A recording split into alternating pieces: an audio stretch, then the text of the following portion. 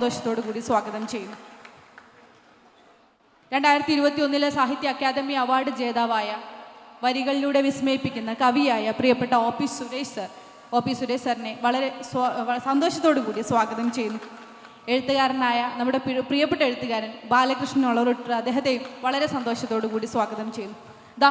വളരെ പ്രതിഭാധനരായ പാനലാണ് നമുക്ക് മുന്നിലിരിക്കുന്നത്. സമയം കൊല്ലാതെ നമുക്ക് കാര്യത്തിലേക്ക് കടക്കാം. ചാലിയാർ ലിറ്ററേച്ചർ ഫെസ്റ്റിൻ്റെ 1ാം എഡിഷനാണിത്. ഇത് ചാലിയാർ ലിറ്ററേച്ചർ ഫെസ്റ്റ് എന്ന് പരിചയപ്പെടുത്താനല്ല ഞാൻ ആഗ്രഹിക്കുന്നത്. ഇതിന് തുടർച്ചകളുണ്ടാകും. ഈ തുടർച്ചകളും വലിയ അടയാളപ്പെടുത്തലുകളാവും. ഇന്ന് ഇതിന് നമ്മൾ നാമകരണം ചെയ്തിരിക്കുന്നത് ഗസ സ്ക്വയർ എന്നാണ്. PK പാറക്കടവ് ഒരു പക്ഷേ ചെറിയ കഥകളിലൂടെയാണ് നമ്മളെ ആകർഷിക്കുന്നത്. പക്ഷേ ആ ചെറിയ കഥകൾക്ക് വലിയ പ്രവചന സ്വഭാവം കൂടിയുണ്ട്. പ്രവചന കഥകളുടെ പിതാവ് എന്നൊക്കെ വിളിച്ചാലും അതിശയോക്തിയാവില്ല. 90കളുടെ ആദ്യത്തിലാണെന്ന് തോന്നുന്നു സാറ് ഓക്സിജൻ വിൽക്കുന്ന ഒരു കാലത്തെക്കുറിച്ച് കഥ എഴുതിയത്. ഇന്ന് ഓക്സിജൻ വിൽക്കുന്നത് സാധാരണയാണ്. മലയാളത്തിൽ പലസ്തീനോ ഗസയോ ട്രെൻഡ് ആവുന്നതിന് മുൻപേ, ഞാൻ പറയുന്നത് എഴുത്തുകളിൽ വലിയൊരു ഫ്ലഡ്, ഒരു വെള്ളപ്പൊക്കം ഉണ്ടാവുന്നതിന് മുമ്പേ അതിനെക്കുറിച്ച് എഴുതിയ കഥാകാരനാണ് PK പാറക്കടവ്. അദ്ദേഹത്തിൻ്റെ ഇടിമിന്നലുകളുടെ പ്രണയം പലസ്തീൻ ആസ്പദമാക്കിയുള്ളൊരു നോവലായിരുന്നു. നമുക്ക് അദ്ദേഹത്തിൽ നിന്ന് തന്നെ തുടങ്ങാം. പുതിയ കാലത്ത് സാഹിത്യം ചരിത്രത്തെ കൂടി അടയാളപ്പെടുത്തുന്നുണ്ട്. കലക്ക് അങ്ങനെ വലിയൊരു ഉത്തരവാദിത്വം, ദൗത്യം കൂടിയുണ്ട്. ഈ കാലത്ത് പലസ്തീനെ, ഈ കാലത്തിനെ ചിത്രം അല്ലെങ്കിൽ കല എങ്ങനെയാണ് അടയാളപ്പെടുത്തുന്നത് എന്ന് പറഞ്ഞു തുടങ്ങണമെന്ന് ആഗ്രഹിക്കുന്നു. തീർച്ചയായും പ്രസക്തമായ ചോദ്യമാണ് നജ്മ ചോദിച്ചത്. ഇവിടെ നിങ്ങളുടെ ഈ നഗരിക്ക് പേരിട്ടത് ഗസ എന്നാണ്. ഇക്കാലത്ത് ഒരു ലിറ്ററേച്ചർ ഫെസ്റ്റിവൽ നടക്കുമ്പോൾ അതിന് ഗസ എന്നല്ലാതെ മറ്റെന്താണ് പേരിടുക? യഥാർത്ഥത്തിൽ ഞാൻ നേരത്തെ ഇവിടെ പറഞ്ഞതുപോലെ വളരെ ചെറിയ കഥകൾ എഴുതുന്ന ഒരാളാണ്. എൻ്റെ കഥകളിൽ ഇത്ര ചെറുതായിപ്പോയത് എന്താണ് എന്ന് ക്യാമ്പസുകളിലൊക്കെ പോകുമ്പോൾ ചോദിക്കാറുണ്ട്. ഞാൻ പറയും, എൻ്റെ കഥകളിൽ രാസവളം ചേർക്കാത്തത് കൊണ്ടാണ് അതിങ്ങനെ ചെറുതായിപ്പോയത് എന്ന്. അതുപോലെ തന്നെ ഒരു ചെറിയ നോവലും, 2 ചെറിയ നോവലുകൾ ഞാൻ എഴുതിയിട്ടുണ്ട്. അതൊന്ന് 2016 എഴുതിയതാണ്, ഇടിമിന്നലുകളുടെ പ്രണയം. അതിലെ ഒരു അധ്യായം, അന്ന് തന്നെ അതിലെ ഒരു അധ്യായത്തിൻ്റെ പേര് ഗസ ഒരിക്കലും മരിക്കുകയില്ല എന്നാണ്. അന്നും അവിടെ ശിശുഹത്യകൾ നടന്നിരുന്നു. അന്നും ആശുപത്രികൾക്ക് ബോംബിട്ടിരുന്നു. നമ്മുടെ ചാനലുകളും പത്രങ്ങളും പറയുന്നത് പോലെ 2023 ഒക്ടോബർ 7 ഹമാസ് നടത്തിയ ആക്രമണത്തിന് ശേഷമാണ് ഇത്രയും വലിയ ഭീകരാക്രമണം നടന്നത് എന്നുള്ള ഒരു നുണപ്രചരണം സമർത്ഥമായി നമ്മുടെ ചാനലുകൾ, നമ്മുടെ പത്രങ്ങൾ, നമ്മുടെ മീഡിയകൾ ഒക്കെ പറയുകയും അത് ജനങ്ങളിൽ ചിലരെങ്കിലും വിശ്വസിക്കുകയും ചെയ്തിട്ടുണ്ട്. യഥാർത്ഥത്തിൽ 2023 ഒക്ടോബർ 7 അവിടെ ഹമാസ് ആക്രമണം നടത്തി. ഇസ്രായേലിനെ പോലും ഞെട്ടിച്ചുകൊണ്ട് അവിടെ ധീരമായ തരത്തിൽ അവർ ആക്രമണം നടത്തിയപ്പോൾ അത് ആദ്യം റിപ്പോർട്ട് ചെയ്തത് CNN വേണ്ടി സാറ അണ്ണ എന്ന് പറയുന്ന ഒരു റിപ്പോർട്ടറായിരുന്നു. അവർ അന്ന് ഒരു തെറ്റായ വാർത്ത കിട്ടിയതിൻ്റെ അടിസ്ഥാനത്തിൽ റിപ്പോർട്ട് ചെയ്തതായിരുന്നു അവിടെ കുഞ്ഞുങ്ങളെ കൊല ചെയ്തു എന്ന്. ഇത് ബൈഡൻ അടക്കം ലോകം മുഴുവൻ പ്രസ്താവന ഇറക്കുകയും നമ്മുടെ പത്രങ്ങളിലടക്കം ഇത് വരികയും ചെയ്തു. പക്ഷേ പിറ്റേ ദിവസം അവരത് നിഷേധിച്ചു. അങ്ങനെ ഒരു സംഭവം നടന്നിട്ടില്ല, എനിക്ക് തെറ്റായൊരു വാർത്ത കിട്ടിയതായിരുന്നു എന്ന്. ലോകത്തെമ്പാടും ഒരു ജനതയെ ബോംബിട്ട് കൊല്ലുന്നതിന് മുമ്പ് നുണബോംബുകളാണ് ആദ്യം അവർ സാമ്രാജ്യത്വ ശക്തികൾ ചെയ്യുന്നത്. ഇറാഖിൽ അമേരിക്ക രാസായുധം പ്രയോഗിക്കുന്നതിന് മുമ്പ്, രാസായുധമുണ്ട് എന്ന് പറഞ്ഞ് ആക്രമിക്കുന്നതിന് മുമ്പ് ലോകം മുഴുവൻ ഇറാഖിൻ്റെ കൈവശം രാസായുധമുണ്ട് എന്നൊരു വിശ്വാസം നിരന്തരമായ പ്രചരണത്തിലൂടെ അവർക്ക് വിശ്വസിപ്പിക്കാൻ കഴിഞ്ഞു ലോകത്തെ. പക്ഷെ പിന്നീടാണ് മനസ്സിലാകുന്ന ഒരു കള്ളവാർത്തയായിരുന്നു എന്ന്. അതുപോലെ ഇസ്രായേലും നിരന്തരമായി നടത്തുന്ന കള്ളവാർത്തകളിലൂടെയാണ് ഇങ്ങനെയുള്ള ഹമാസിൻ്റെ ഈ ആക്രമണത്തെക്കുറിച്ച് ലോകത്തോട് പറഞ്ഞത്. യഥാർത്ഥത്തിൽ അവിടെ നടക്കുന്നത് ഒരു യുദ്ധമല്ല, അവിടെ നടക്കുന്നത് ഒരു വംശഹത്യയാണ്. ഈ വംശഹത്യ എന്ന് പറയുമ്പോൾ ഒരു ജനവിഭാഗത്തെ ഈ ഭൂമുഖത്തിൽ നിന്നും തുടച്ചു നീക്കുക എന്ന ലക്ഷ്യത്തോടുകൂടി നടത്തുന്ന വംശഹത്യയായിരുന്നു അവിടെ നടന്നത്. അതേ സമയം തന്നെ മരണത്തോടെ ജീവിതം അവസാനിക്കുന്നില്ല എന്നും മരണത്തിന് പോലും മുട്ടുമടക്കി ജീവിക്കാൻ ഞങ്ങൾ ഒരുക്കമല്ല എന്ന് പറയുന്ന ഒരു ജനതയെ ലോകത്തിലെ മുഴുവൻ ആയുധങ്ങൾ ഉപയോഗിച്ചാലും നിങ്ങൾക്ക് തകർക്കാൻ കഴിയുകയില്ല എന്നുള്ളതിൻ്റെ ഒരു പാഠം കൂടിയാണ് ഫലസ്തീൻ എന്ന് നമുക്ക് പറയാം. ഇന്ന് ധാരാളമായി 2016 ഞാനത് എഴുതുമ്പോൾ ഈ ഫലസ്തീനെക്കുറിച്ച് പശ്ചാത്തലമായി ഏറെ രചനകളൊന്നും ഉണ്ടായിരുന്നില്ല. അത് ആദ്യത്തെ നോവലായിരുന്നു. അതിനുശേഷം മലയാളത്തിൽ 2-3 നോവലുകൾ കൂടി വന്ന് ഇപ്പോഴും ധാരാളമായി കവിതകൾ ഫലസ്തീനിൽ നിന്നുള്ള എത്രയോ വിവർത്തന കവിതകളൊക്കെ വന്നിട്ടുണ്ട്. നമ്മുടെ സുരേഷ് തന്നെ അതിഗംഭീരമായ ഫലസ്തീൻ പശ്ചാത്തലത്തിൽ ഒരു കവിത എഴുതിയിട്ടുണ്ട്. ഇനി കൂടുതൽ പിന്നീട് പറയാം. വളരെ നന്ദി സർ.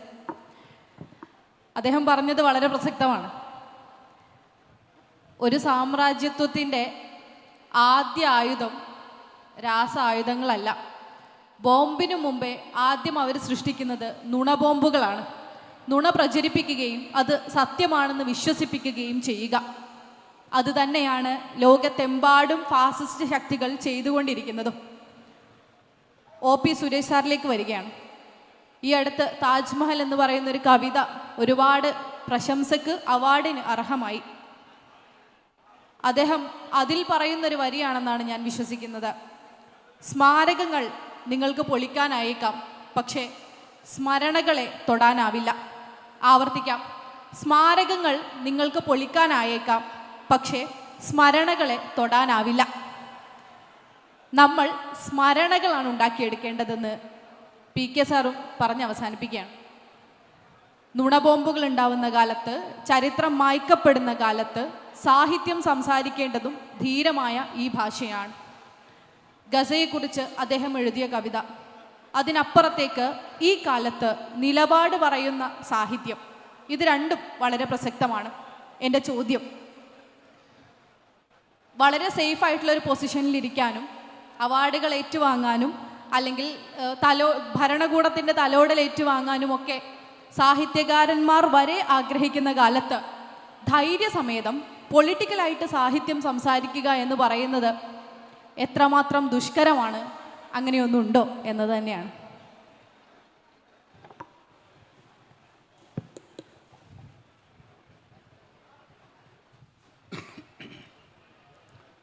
യഥാർത്ഥത്തിൽ പൊളിറ്റിക്കലല്ലാത്ത ഒരു എഴുത്തോ വായനയോ മാത്രമല്ല, ദൈനംദിന ജീവിതത്തിലെ ഏതെങ്കിലും സംഗതികളുണ്ടോ എന്നെനിക്ക് സംശയം.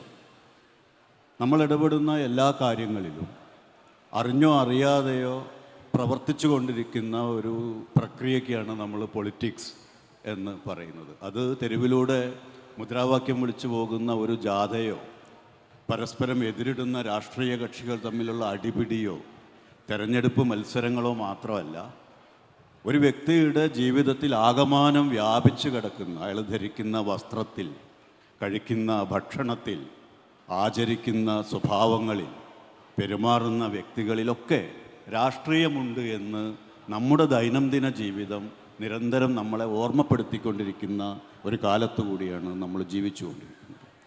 തീർച്ചയായും അത്തരമൊരു കാലത്ത് ജീവിക്കുന്ന മനുഷ്യർ അവരുടെ ആവിഷ്കാരങ്ങളിൽ, കലാവിഷ്കാരങ്ങളിൽ, സാഹിത്യ ആവിഷ്കാരങ്ങളിലൊക്കെ സ്വാഭാവികമായി വന്നു ചേരുന്ന സ്ഫുരണമാണ് രാഷ്ട്രീയത്തിൻ്റെ സ്ഫുരണം എന്നുള്ളത്. നമ്മൾ ജീവിക്കുന്ന കാലത്തോട്, പണ്ട് വൈലോപ്പിള്ളി ഒരു കവിതയിൽ പറയുന്നുണ്ട്, തൊടു വെള്ളാമ്പൽ പൊയ്കയല്ല ജീവിതത്തിൻ്റെ കടലേ ഞങ്ങൾക്ക് കവിതയ്ക്ക് മഷിപ്പാത്രം. കവിത എന്നുള്ളത് വിശാലമായ അർത്ഥത്തിൽ സാഹിത്യം എന്ന് എടുത്തു കഴിഞ്ഞാൽ സാഹിത്യത്തിൻ്റെ മഷി ഉണ്ടായി വരുന്നത് ജീവിതത്തിൻ്റെ കടലിൽ നിന്നാണ്. അപ്പോൾ ജീവിതത്തിൻ്റെ കടൽ പ്രക്ഷുബ്ധമാവുന്ന സമയത്ത്, കലങ്ങി മറിയുന്ന സമയത്ത്, മലരുകളും ചുഴികളുമൊക്കെ ഉണ്ടാവുന്ന കാലത്ത് സ്വാഭാവികമായും എഴുത്തിൻ്റെ മഷി കലുഷമായി തീരും. എഴുത്തിൻ്റെ സാഹിത്യത്തിൻ്റെ ഭാഷ തീക്ഷ്ണമായി തീരും. അത് നിർഭയമായി പെരുമാറിക്കൊണ്ടിരിക്കും. എന്തുകൊണ്ട് ഭരണകൂടത്തിൻ്റെ തഴുകലും തലോടലും ഒക്കെ, നജ്മ ചോദിച്ച ഒരു ചോദ്യത്തിലെ വാക്ക് വളരെ പ്രധാനപ്പെട്ടതാണ്. സേഫായ പൊസിഷനിൽ ഇരുന്നുകൊണ്ട് എന്നുള്ളത്. എനിക്ക് തോന്നുന്നു അങ്ങനെ ഒരു പൊസിഷൻ സാഹിത്യകാരന്മാരെ സംബന്ധിച്ച് ഇല്ല എന്ന് കരുതുന്ന ഒരാളാണ് ഞാൻ. സേഫ് സോണിൽ ജീവിക്കുന്ന ഒരാൾക്ക് സാഹിത്യം രചിക്കാനാവും എന്ന് ഞാൻ വിചാരിക്കുന്നില്ല. പിന്നെ സേഫ് സോൺ എന്നുള്ളത് ഒരുപക്ഷെ നമ്മളുടെ ഒരു സങ്കല്പമാണ്. ഒരു സർക്കാർ ജോലി കിട്ടിയാൽ ഒരാൾ സേഫ് ആകും, കുറേ കാശ് കിട്ടിയാൽ ഒരാൾ സേഫ് ആകും എന്നൊക്കെ ഉള്ളത് സമൂഹത്തിൻ്റെ വളരെ പ്രബലമായിട്ടുള്ള തെറ്റിദ്ധാരണകളാണ്. ഇൻസെക്യൂരിറ്റി എന്ന് പറയുന്ന ഒരു സാധനം മനുഷ്യൻ്റെ അകത്ത് പ്രവർത്തിച്ചുകൊണ്ടിരിക്കുന്ന ഒരു മാനസിക നിലയാണ്. സെക്യൂരിറ്റിയും ഇൻസെക്യൂരിറ്റിയും ഒക്കെ. ഞാൻ സേഫാണ്, സേഫ് അല്ല എന്നുള്ള തോന്നൽ ഭൗതികമായ നേട്ടങ്ങളുടെ സ്ഥിതിയൊക്കെ ഇപ്പോൾ മുണ്ടക്കയിലൊക്കെ നമ്മൾ കണ്ടതാണ്. എന്താണ് ഭൗതികമായ നേട്ടങ്ങൾ? ഭൗതികമായ ആസ്തികൾക്ക് എന്ത് സംഭവിക്കുന്നു?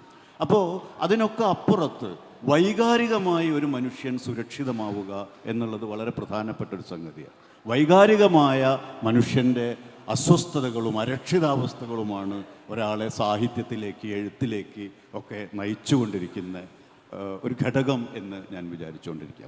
അപ്പോൾ താൻ ജീവിക്കുന്ന ലോകത്തിൽ, പണ്ട് മാർട്ടിൻ ലൂതർ കിങ് പറഞ്ഞിട്ടുണ്ട്, ഒരനീതി, ഒരു നിഷ്കളങ്കരായ മനുഷ്യരുടെ മേൽ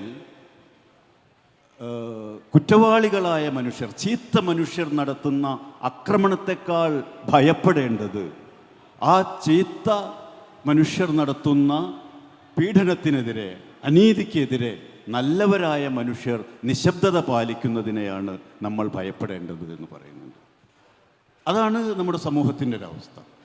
ഈ ഒരു സാഹിത്യ സമ്മേളനത്തിന് നേരത്തെ പി കെ സൂചിപ്പിച്ചതുപോലെ ഗസ എന്ന പേരിടുന്നതോടു കൂടിയിട്ട് ആ ഒരു അതിർവരമ്പ്, ജീവിക്കുന്ന കാലത്തിൻ്റെ അന്യായത്തെ ചോദ്യം ചെയ്യുക, അനീതി അനുഭവിക്കുന്ന മനുഷ്യരോട് ഐക്യദാർഢ്യപ്പെടുക എന്നുള്ളൊരു കടമയാണ് ഇതിൻ്റെ സംഘാടകർ ധീരമായി നിർവഹിച്ചിരിക്കുന്നത് എന്ന് പറയാൻ പറ്റും. അപ്പോൾ അങ്ങനെയുള്ള ഒരു സാഹിത്യ സമ്മേളനത്തിൽ അത് തീർച്ചയായിട്ടും എല്ലാ സാഹിത്യവും, എല്ലാ എഴുത്തും, എല്ലാ സാഹിത്യ സംവാദങ്ങളും ഒക്കെ തന്നെ അധികാരത്തിനെതിരായിട്ടുള്ള കലാപങ്ങളാണ്. അധികാരത്തിനെതിരായിട്ടുള്ള കലാപങ്ങൾ തന്നെയാണ് മറവിക്കെതിരെ ഓർമ്മകൾ നടത്തുന്ന കലാപങ്ങൾ എന്ന് മിലാൻ കുന്ദേര എന്ന ചെക്കോസ്ലോവാക്യൻ എഴുത്തുകാരൻ പറയുന്നുണ്ട്. മറവിക്കെതിരെ ഓർമ്മകൾ നടത്തുന്ന കലാപം അധികാരത്തിനെതിരെ, പവറിനെതിരെ നടത്തുന്ന കലാപമാണ്. ഓർമ്മകളാണ് യഥാർത്ഥത്തിൽ മനുഷ്യൻ, സ്മരണകളാണ്. ഓർമ്മയില്ലാത്ത ഒരു മനുഷ്യൻ മനുഷ്യനാണ് എന്ന് പറയാനാവില്ല. നമുക്ക് ഇന്ന് അവശ്യം വേണ്ടത് നമ്മെക്കുറിച്ച്, നമ്മെ വേരുകളെക്കുറിച്ച്, നമ്മുടെ ചരിത്രത്തെക്കുറിച്ച്, നമ്മുടെ ഭൂതകാലത്തെക്കുറിച്ച്, പാരമ്പര്യത്തെക്കുറിച്ച് ഒക്കെ ഉള്ള കണിശമായ ഓർമ്മകളും തിരിച്ചറിവുകളും അതിൻ്റെ അപ്രോപ്രിയേറ്റ് ആയിട്ടുള്ള പ്രയോഗങ്ങളുമാണ്. വെറുതെ ഓർത്തുകൊണ്ടിരുന്നിട്ട് കാര്യമില്ല. ഉചിതമായ സന്ദർഭത്തിൽ ആ ഓർമ്മയെ നമുക്ക് തിരിച്ചു പിടിക്കാൻ സാധിക്കണം എന്നുള്ളതാണ്. അനിവാര്യമായ സമയത്ത് ആപദ്രക്ഷ പോലെ വന്നു ചേരുന്ന ഓർമ്മകൾക്ക് പറയുന്ന മറ്റൊരു പേരാണ് ചരിത്രം എന്നുള്ളത്. അപ്പം നമ്മുടെ ഒരു കാലഘട്ടത്തിൽ, അപകടകരമായ ഒരു കാലഘട്ടത്തിൽ നമ്മൾ തിരിച്ചു പിടിക്കേണ്ട, സമീപസ്ഥമാക്കേണ്ട നമ്മുടെ ഓർമ്മകൾ എന്നുള്ളത് വലിയ പ്രധാനപ്പെട്ട ഒരു കടമയാണ്. തീർച്ചയായും സാഹിത്യവും എഴുത്തും പ്രതിരോധത്തിൻ്റെ മാർഗമാക്കുന്ന ആളുകൾ, സാഹിത്യവും എഴുത്തും വായനയുമെല്ലാം പ്രതിരോധത്തിൻ്റെ മാർഗമാക്കുന്ന ആളുകൾ നിശ്ചയമായും സംരക്ഷിക്കേണ്ട, കാത്തുസൂക്ഷിക്കേണ്ട ഒന്ന് എന്നുള്ളത് കെടാത്ത തെളിച്ചമുള്ള ഓർമ്മകളാണ് എന്നുള്ളതാണ്. ആ ഓർമ്മകൾ കൈമുതലായി, ഓർമ്മകൾ ക്യാപിറ്റലായിട്ടുള്ള ആളുകൾക്ക് മാത്രം പറഞ്ഞിട്ടുള്ള സാഹസികതയാണ് സാഹിത്യരചന എന്നാണ് ആദ്യത്തെ ചോദ്യത്തോട് ലളിതമായി പ്രതികരിച്ച് പറയാൻ. വളരെ സാർ, നമ്മൾ ബാലകൃഷ്ണൻ സാറിലേക്ക് പോവാണ്.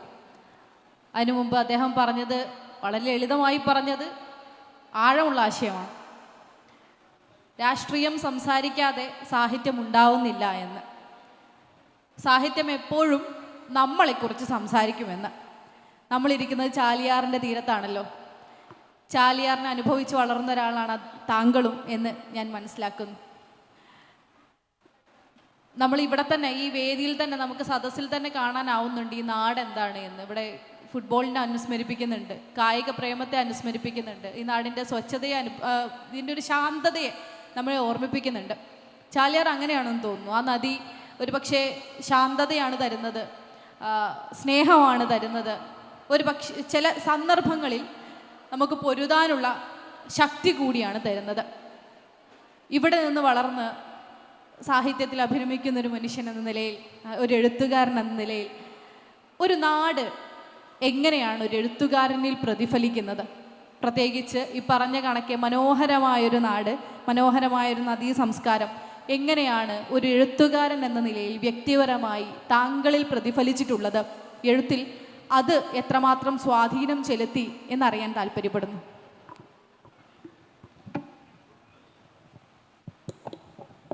പ്രിയമുള്ളവർ, നമ്മൾ നിൽക്കുന്ന ഈ മണ്ണ് ചരിത്രപരമായിട്ട് ഒരുപാട് ഊർജം നൽകുന്ന ഒരു മണ്ണാണ്. പശ്ചിമഘട്ട മലനിരകളിൽ നിന്ന് ഉത്ഭവിച്ച് വിവിധ പ്രദേശങ്ങളിൽ വിവിധ പേരുകൾ അറിയപ്പെടുന്ന ചാലിയാർ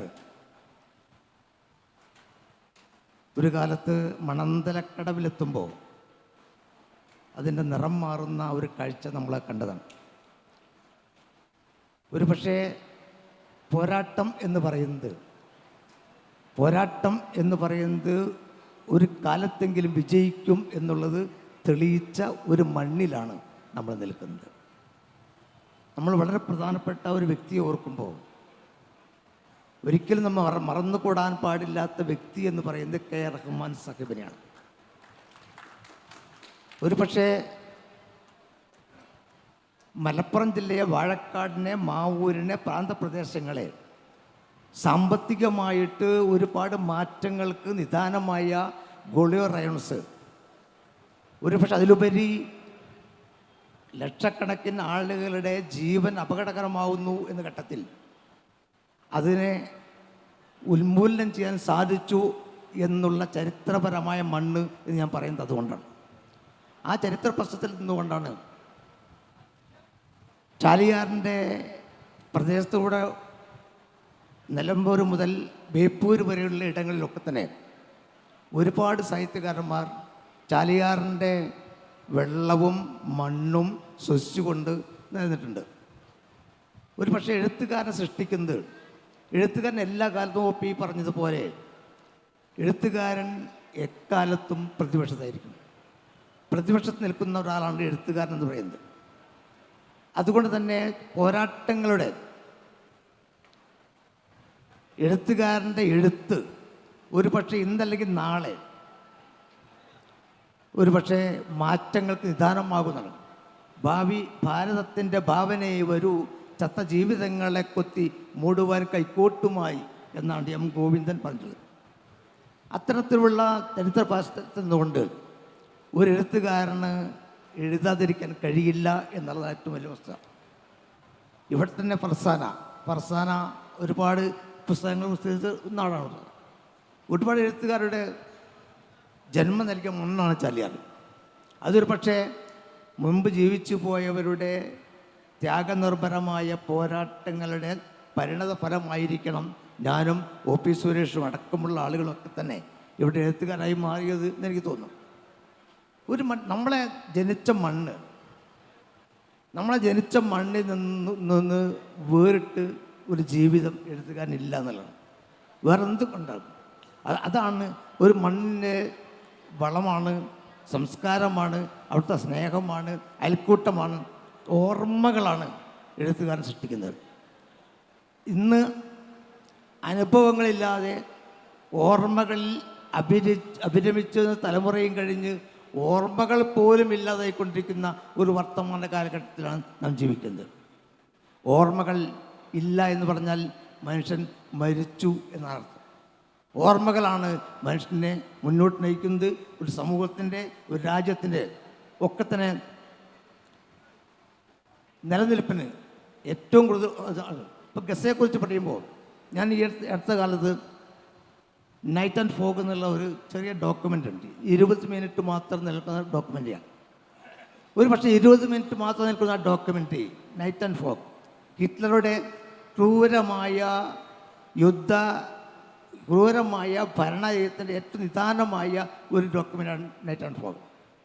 അതിൽ ജൂതവംശത്തെ ഉന്മൂലനം ചെയ്യുന്നതിന് വേണ്ടി ഹിറ്റ്ലർ നടത്തിയ അതിക്രൂരമായ ഒരു വംശഹത്യ, അതാണ് ഗസയിൽ നടക്കുന്നത്. ഞാൻ പറയാൻ കാരണം അത് അവിടെ ആളുകളെ കൊല്ലാൻ വേണ്ടി കൊല്ലുന്നത് ഒരു വെടിയുണ്ടക്ക് നഷ്ടമാകുമെന്നുള്ളതാണ് കോൺസെൻട്രേഷൻ ക്യാമ്പുകൾ അവിടെ വിവരിക്കുന്നത്. ആ കോൺസെൻട്രേഷൻ ക്യാമ്പുകൾക്ക് ഈ ജൂതവംശത്തെ കൊണ്ടുപോകുക മാത്രമാണ് ചെയ്യുന്നത്. കൊണ്ടുപോകുന്ന മുമ്പായിട്ട് തല മുണ്ടനം ചെയ്യുന്നു. മുടി എന്താ ചെയ്യുന്നത്? മുടി വിൽപ്പനയ്ക്ക് വെക്കണം. ഭരിച്ചതിന് ശേഷം അവയവങ്ങളൊക്കെ വിൽപ്പനയ്ക്ക് ഇത് ചെയ്യുന്നത്. അത്ര ക്രൂരമായ ഒരു നരഹത്യയാണ് അന്ന് ജർമ്മനി നടന്നത്. അതേ നരഹത്യയാണ് ഗസയിൽ ഇന്ന് നടക്കുന്നത്. അവിടെ യുദ്ധമല്ല, ഒരു തരത്തിലുള്ള ഒരു ക്രൂരമായ മനസ്സിൻ്റെ അല്ലെങ്കിൽ അമേരിക്കയുടെ തന്ത്രങ്ങൾക്ക് വിധേയമാകുന്ന രാഷ്ട്രത്തിൻ്റെ ഏറ്റവും മൃഗീയമായ രൂപമാണ് ഗസ നടക്കുന്നത്. ആ ഗസ തന്നെയാണ് ഇന്ന് നമ്മുടെ പോരാട്ടങ്ങളിൽ ഏറ്റവും വലിയ ഒരു പോരാട്ടത്തിന് നിദാനമായി നിൽക്കുന്നത് എന്ന് എനിക്ക് തോന്നുന്നു. വളരെ നന്ദി സർ. നമ്മളെല്ലാവരും എത്തിച്ചേരുന്നത് വീണ്ടും പലസ്തീനിൻ്റെ വേദനയിൽ തന്നെയാണ്. സാഹിത്യത്തെക്കുറിച്ച് പറയുമ്പോൾ തീർച്ചയായും ചരിത്രത്തെയും സാഹിത്യത്തെയും കുറിച്ച് പറയുമ്പോൾ ആ വേദനകൾ മറന്നുകൊണ്ടൊരു സംസാരം സാധ്യമല്ല തന്നെ. പക്ഷെ വീണ്ടും ഇതേ സാഹിത്യത്തിലേക്ക് വരാം. പുതിയ കാലത്ത് AI സാങ്കേതിക വിദ്യ എന്നൊക്കെ നമ്മൾ പറഞ്ഞാലും അത് നമ്മുടെ കേവല വാക്കുകൾക്കപ്പുറത്തേക്ക് നമ്മുടെ ജീവിതം തന്നെ റീപ്ലേസ് ചെയ്യാൻ പറ്റുന്ന രൂപത്തിലേക്ക് വളർന്നു കഴിഞ്ഞു. ഒന്നും വേണ്ട, നമ്മൾ വാട്സാപ്പിൽ വെറുതെ എടുത്ത് സെർച്ച് ബട്ടൺ അടിച്ചാൽ കുറേ ടെംപ്ലേറ്റ് വരുമല്ലോ, questions. I want to write a story, എനിക്കൊരു കഥ എഴുതണം. നമ്മൾ വാട്സാപ്പിൽ ആരോടെങ്കിലും ചാറ്റ് ചെയ്യണമെന്ന് വിചാരിക്കുന്നതിന് മുമ്പ് ഒരു കഥ എഴുതണം. നമ്മൾ നെക്കിക്കൊടുത്താലും എനിക്ക് കഥ പറഞ്ഞു വരും. കഥ എഴുതാനോ പാട്ട് എഴുതാനോ പാട്ട് പാടിക്കാനോ മനുഷ്യൻ്റെ ആവശ്യമില്ലാത്തൊരു കാലം വരികയാണ്. നമ്മൾ വിചാരിക്കുന്നതിലും മനോഹരമായി നമ്മൾ കൊടുക്കുന്ന ഇൻപുട്ട് വെച്ച് കഥയും കവിതയും ഉണ്ടാവുന്ന കാലത്ത് സാഹിത്യത്തിൻ്റെ ഒരു ഭാവി എന്തായിരിക്കും? അല്ലെങ്കിൽ മനുഷ്യനിർമ്മിതമായ ഒരു സാഹിത്യത്തിൻ്റെ എത്ര കാലം അതിജീവിക്കാൻ പറ്റും എന്നൊക്കെയുള്ളൊരു സന്ദേഹം എഴുത്തുകാരൻ്റെ മനസ്സിലുണ്ടോ? തീർച്ചയായും മനുഷ്യനുള്ളിടത്തോളം കാലം, സ്വപ്നം കാണുന്നിടത്തോളം കാലം ഇത് നിലനിൽക്കുമെന്ന് തന്നെയാണ് വിശ്വസിക്കാനാണ് എനിക്കിഷ്ടം. ടെക്നോളജി നമ്മളെ അടിമയാക്കാത്ത കാലത്തോളം ടെക്നോളജി നല്ലതാണ്. അത് നമ്മൾക്ക് നല്ല രീതിയിൽ ഉപയോഗിക്കുക. അതേസമയം തന്നെ ടെക്നോളജി നമ്മെ വിഴുങ്ങുന്ന ഒരു ഘട്ടം വരുമ്പോൾ അത് അപകടകരമായ അവസ്ഥയിലെത്തും. എന്തു തന്നെയായാലും ഇത് അതിജീവിക്കും. കാരണം നമ്മൾ ഇതിനു മുമ്പും വളരെ മുമ്പ് പുസ്തകങ്ങൾ ഇല്ലാതായി പോകും, ടെക്നോളജി വളർന്നു എന്നൊക്കെ പറഞ്ഞു. പക്ഷേ യൂറോപ്പിലൊന്നും പുസ്തകങ്ങൾ ഇല്ലാതായിട്ടില്ല. അമേരിക്കയിൽ ദ സോൾ ഓഫ് റൂമി എന്ന് പറയുന്ന പുസ്തകം ലക്ഷക്കണക്കിന് പ്രതികൾ പ്രിൻ്റഡ് തന്നെ മില്യൺസ് പുസ്തകങ്ങൾ ചിലവായി എന്ന് നമ്മൾക്കറിയാം. അതുപോലെ നീ ആശങ്ക വെറുതെ ആയിരിക്കും എന്ന് തന്നെയാണ് എൻ്റെ അവസ്ഥ. കൂട്ടത്തിൽ ഒന്നുകൂടി പറയട്ടെ, നമ്മൾ ഉപയോഗിക്കുന്ന, നേരത്തെ പറഞ്ഞതിൻ്റെ അനുബന്ധമായി, വാക്കുകൾക്ക് വലിയ ഈ എഴുത്തിൽ, സംഭാഷണത്തിൽ ഒക്കെ നമ്മൾ ബോധം നമ്മൾ അടിച്ചേൽപ്പിക്കുന്ന തരത്തിൽ നമ്മൾ ഉപയോഗിക്കുന്ന ചില ഭാഷയുണ്ട്, ചില പ്രയോഗങ്ങളുണ്ട്. ഈ ഇന്ത്യയിൽ, സ്വതന്ത്ര ഇന്ത്യയിൽ ആദ്യത്തെ ഭീകരാക്രമണം നടന്നത് 1948 ജനുവരി 30-നാണ്. ആദ്യത്തെ ഭീകരാക്രമണം നടത്തിയ ആളുടെ പേര് നാഥുറാം ഗോഡ്സെ എന്നാണ്. ഇന്ന് ലോകത്ത് ജീവിച്ചിരിക്കുന്ന ഏറ്റവും വലിയ ഭീകരൻ ആരാണെന്ന് ചോദിച്ചാൽ നെതന്യാഹു എന്ന് നമ്മൾക്ക് പറയാൻ കഴിയും. ഇസ്രായേലാണ് ഏറ്റവും ഭീകര രാഷ്ട്രം. പക്ഷേ ഏതെങ്കിലും മാധ്യമം, ഏതെങ്കിലും പത്രങ്ങൾ, ഏതെങ്കിലും ചാനലുകൾ ഇവരെ ഭീകരരെന്ന് വിളിക്കുന്നത് നിങ്ങൾ കേട്ടിട്ടുണ്ടോ? എവിടെയെങ്കിലും നിങ്ങൾ കേട്ടിട്ടുണ്ടോ? നാഥുറാം ഗോഡ്സെയെക്കുറിച്ച് നമ്മൾ പറയും. അടുത്ത് നാഥുറാം ഗോഡ്സെയുടെ പ്രത്യയശാസ്ത്രത്തിൽ വിശ്വസിക്കുന്ന ഒരു ഭരണകൂടമാണ് ഇന്ന് ഇന്ത്യ ഭരിക്കുന്നത്. പക്ഷെ നാഥുറാം ഗോഡ്സെയെ ഭീകരനെന്ന് ഇതുവരെ ആരും വിളിച്ചിട്ടില്ല. അതുപോലെ ഇതൊക്കെ പറയുമ്പോഴും ഇസ്രായേൽ ഭീകരപ്രവർത്തനമാണ് നടത്തുന്നത് എന്ന് ഒരു പത്രവും എഴുതാറില്ല. നേരത്തെ പറഞ്ഞതുപോലെ ഈ നെതന്യാഹുവിനെയും ഭീകരനായി ആരും കണ്ടിട്ടില്ല. അതൊക്കെ നമ്മുടെ ഒരു പ്രത്യേക വിഭാഗത്തിന് ചാർത്തിക്കൊടുക്കാനുള്ള പദമായി മാറ്റിയിരിക്കുന്നു. ഇതെങ്ങനെ വന്നു? നമ്മുടെ പൊതുബോധത്തിന് ഇതാരാണ് കടത്തിവിട്ടത്? ഇത് തീർച്ചയായും നമ്മൾ ചർച്ച ചെയ്യേണ്ടതുണ്ട് എന്നാണ് എനിക്ക് തോന്നുന്നത്. അതെ, വളരെ പ്രസക്തമായ മറ്റൊരു ആശയത്തിലേക്ക് കൂട്ടിക്കൊണ്ടു പോവുകയാണ്. നമുക്കിത്തരം പദങ്ങളൊക്കെ ഭീകരവാദം, തീവ്രവാദം, ഇതൊക്കെ ചില ആളുകൾക്ക് വേണ്ടി മാത്രം സംവരണം ചെയ്യപ്പെട്ട വാക്കുകളായി മാറിക്കൊണ്ടിരിക്കുകയാണ്. ചരിത്രം അല്ലെങ്കിൽ പുതിയ കാലത്തിൻ്റെ ചരിത്രം ഈ നാടിൻ്റെ ചരിത്രത്തോട് നീതി ചെയ്യാത്ത ചരിത്രമായിക്കൊണ്ട് മാറിയിരിക്കുകയാണ്. സാഹിത്യത്തിലും സ്വാഭാവികമായും അത് പ്രതിഫലിക്കും. എല്ലായിടത്തും എന്ന പോലെ അതും പ്രതിഫലിക്കും എന്ന് ഞാൻ വിചാരിക്കുന്നു. പൂർണ്ണമായും നമ്മുടെ പാഠപുസ്തകങ്ങളിലേക്ക് വരെ ഈ ഫാസിസ്റ്റ് നരേറ്റീവുകൾ, ഫാസിസത്തിൻ്റെ ചരിത്രങ്ങൾ കടന്നു വന്നുകൊണ്ടിരിക്കുന്ന ഈ സമയത്ത് സാഹിത്യവും ആ വഴിയിലൂടെ പോവോ എന്നൊരു ബേജാറുണ്ടോ, അല്ലെ എന്നൊരു ആശങ്കയുണ്ടോ? പ്രത്യേകിച്ച് മലയാള സാഹിത്യത്തെ സംബന്ധിച്ചിടത്തോളം എനിക്ക് തോന്നുന്നു സാഹിത്യ മണ്ഡലത്തിൽ വലിയൊരു ചർച്ചയാണ് ഈ ജനപ്രിയ സാഹിത്യവും പരമ്പരാഗത സാഹിത്യവും തമ്മിലുള്ളൊരു അടി പോലെ ഇന്ന് നടന്നുകൊണ്ടിരിക്കുന്നതെന്ന് തോന്നുന്നു. ഇന്ന് നമുക്ക് വായനയ്ക്ക് യാതൊരു കുറവുമില്ല, വായന നന്നായി നടക്കപ്പെടുന്നു. പക്ഷേ പരമ്പരാഗതമായി എഴുതി വന്ന രീതികളിൽ നിന്ന് മാറി ഒരു ജനപ്രിയ സാഹിത്യത്തിലേക്ക് സ്വിച്ച് ചെയ്താലേ അത് സാധ്യമാവൂ എന്നൊരു സാഹചര്യമുണ്ടോ? ഈ പറയുന്ന പോലെ നേരത്തെയും സാറ് സൂചിപ്പിച്ച കണക്കെ നമ്മളാവുന്നതാണ്, നമ്മുടെ രാഷ്ട്രീയം പറയുന്നതാണ് എഴുത്ത്, സാഹിത്യം എന്നൊക്കെ പറയുമ്പോഴും ഈ ജനപ്രിയ സാഹിത്യം അതിനെയൊക്കെ കവച്ചു വെച്ചുകൊണ്ട് മുന്നോട്ട് പോകുന്നതിനെ കുറിച്ച് എന്താണ് അഭിപ്രായം? അങ്ങനെ രണ്ട് സെക്റ്റുകളാക്കുന്നതിന് തന്നെ പ്രസക്തി ഉണ്ടോ?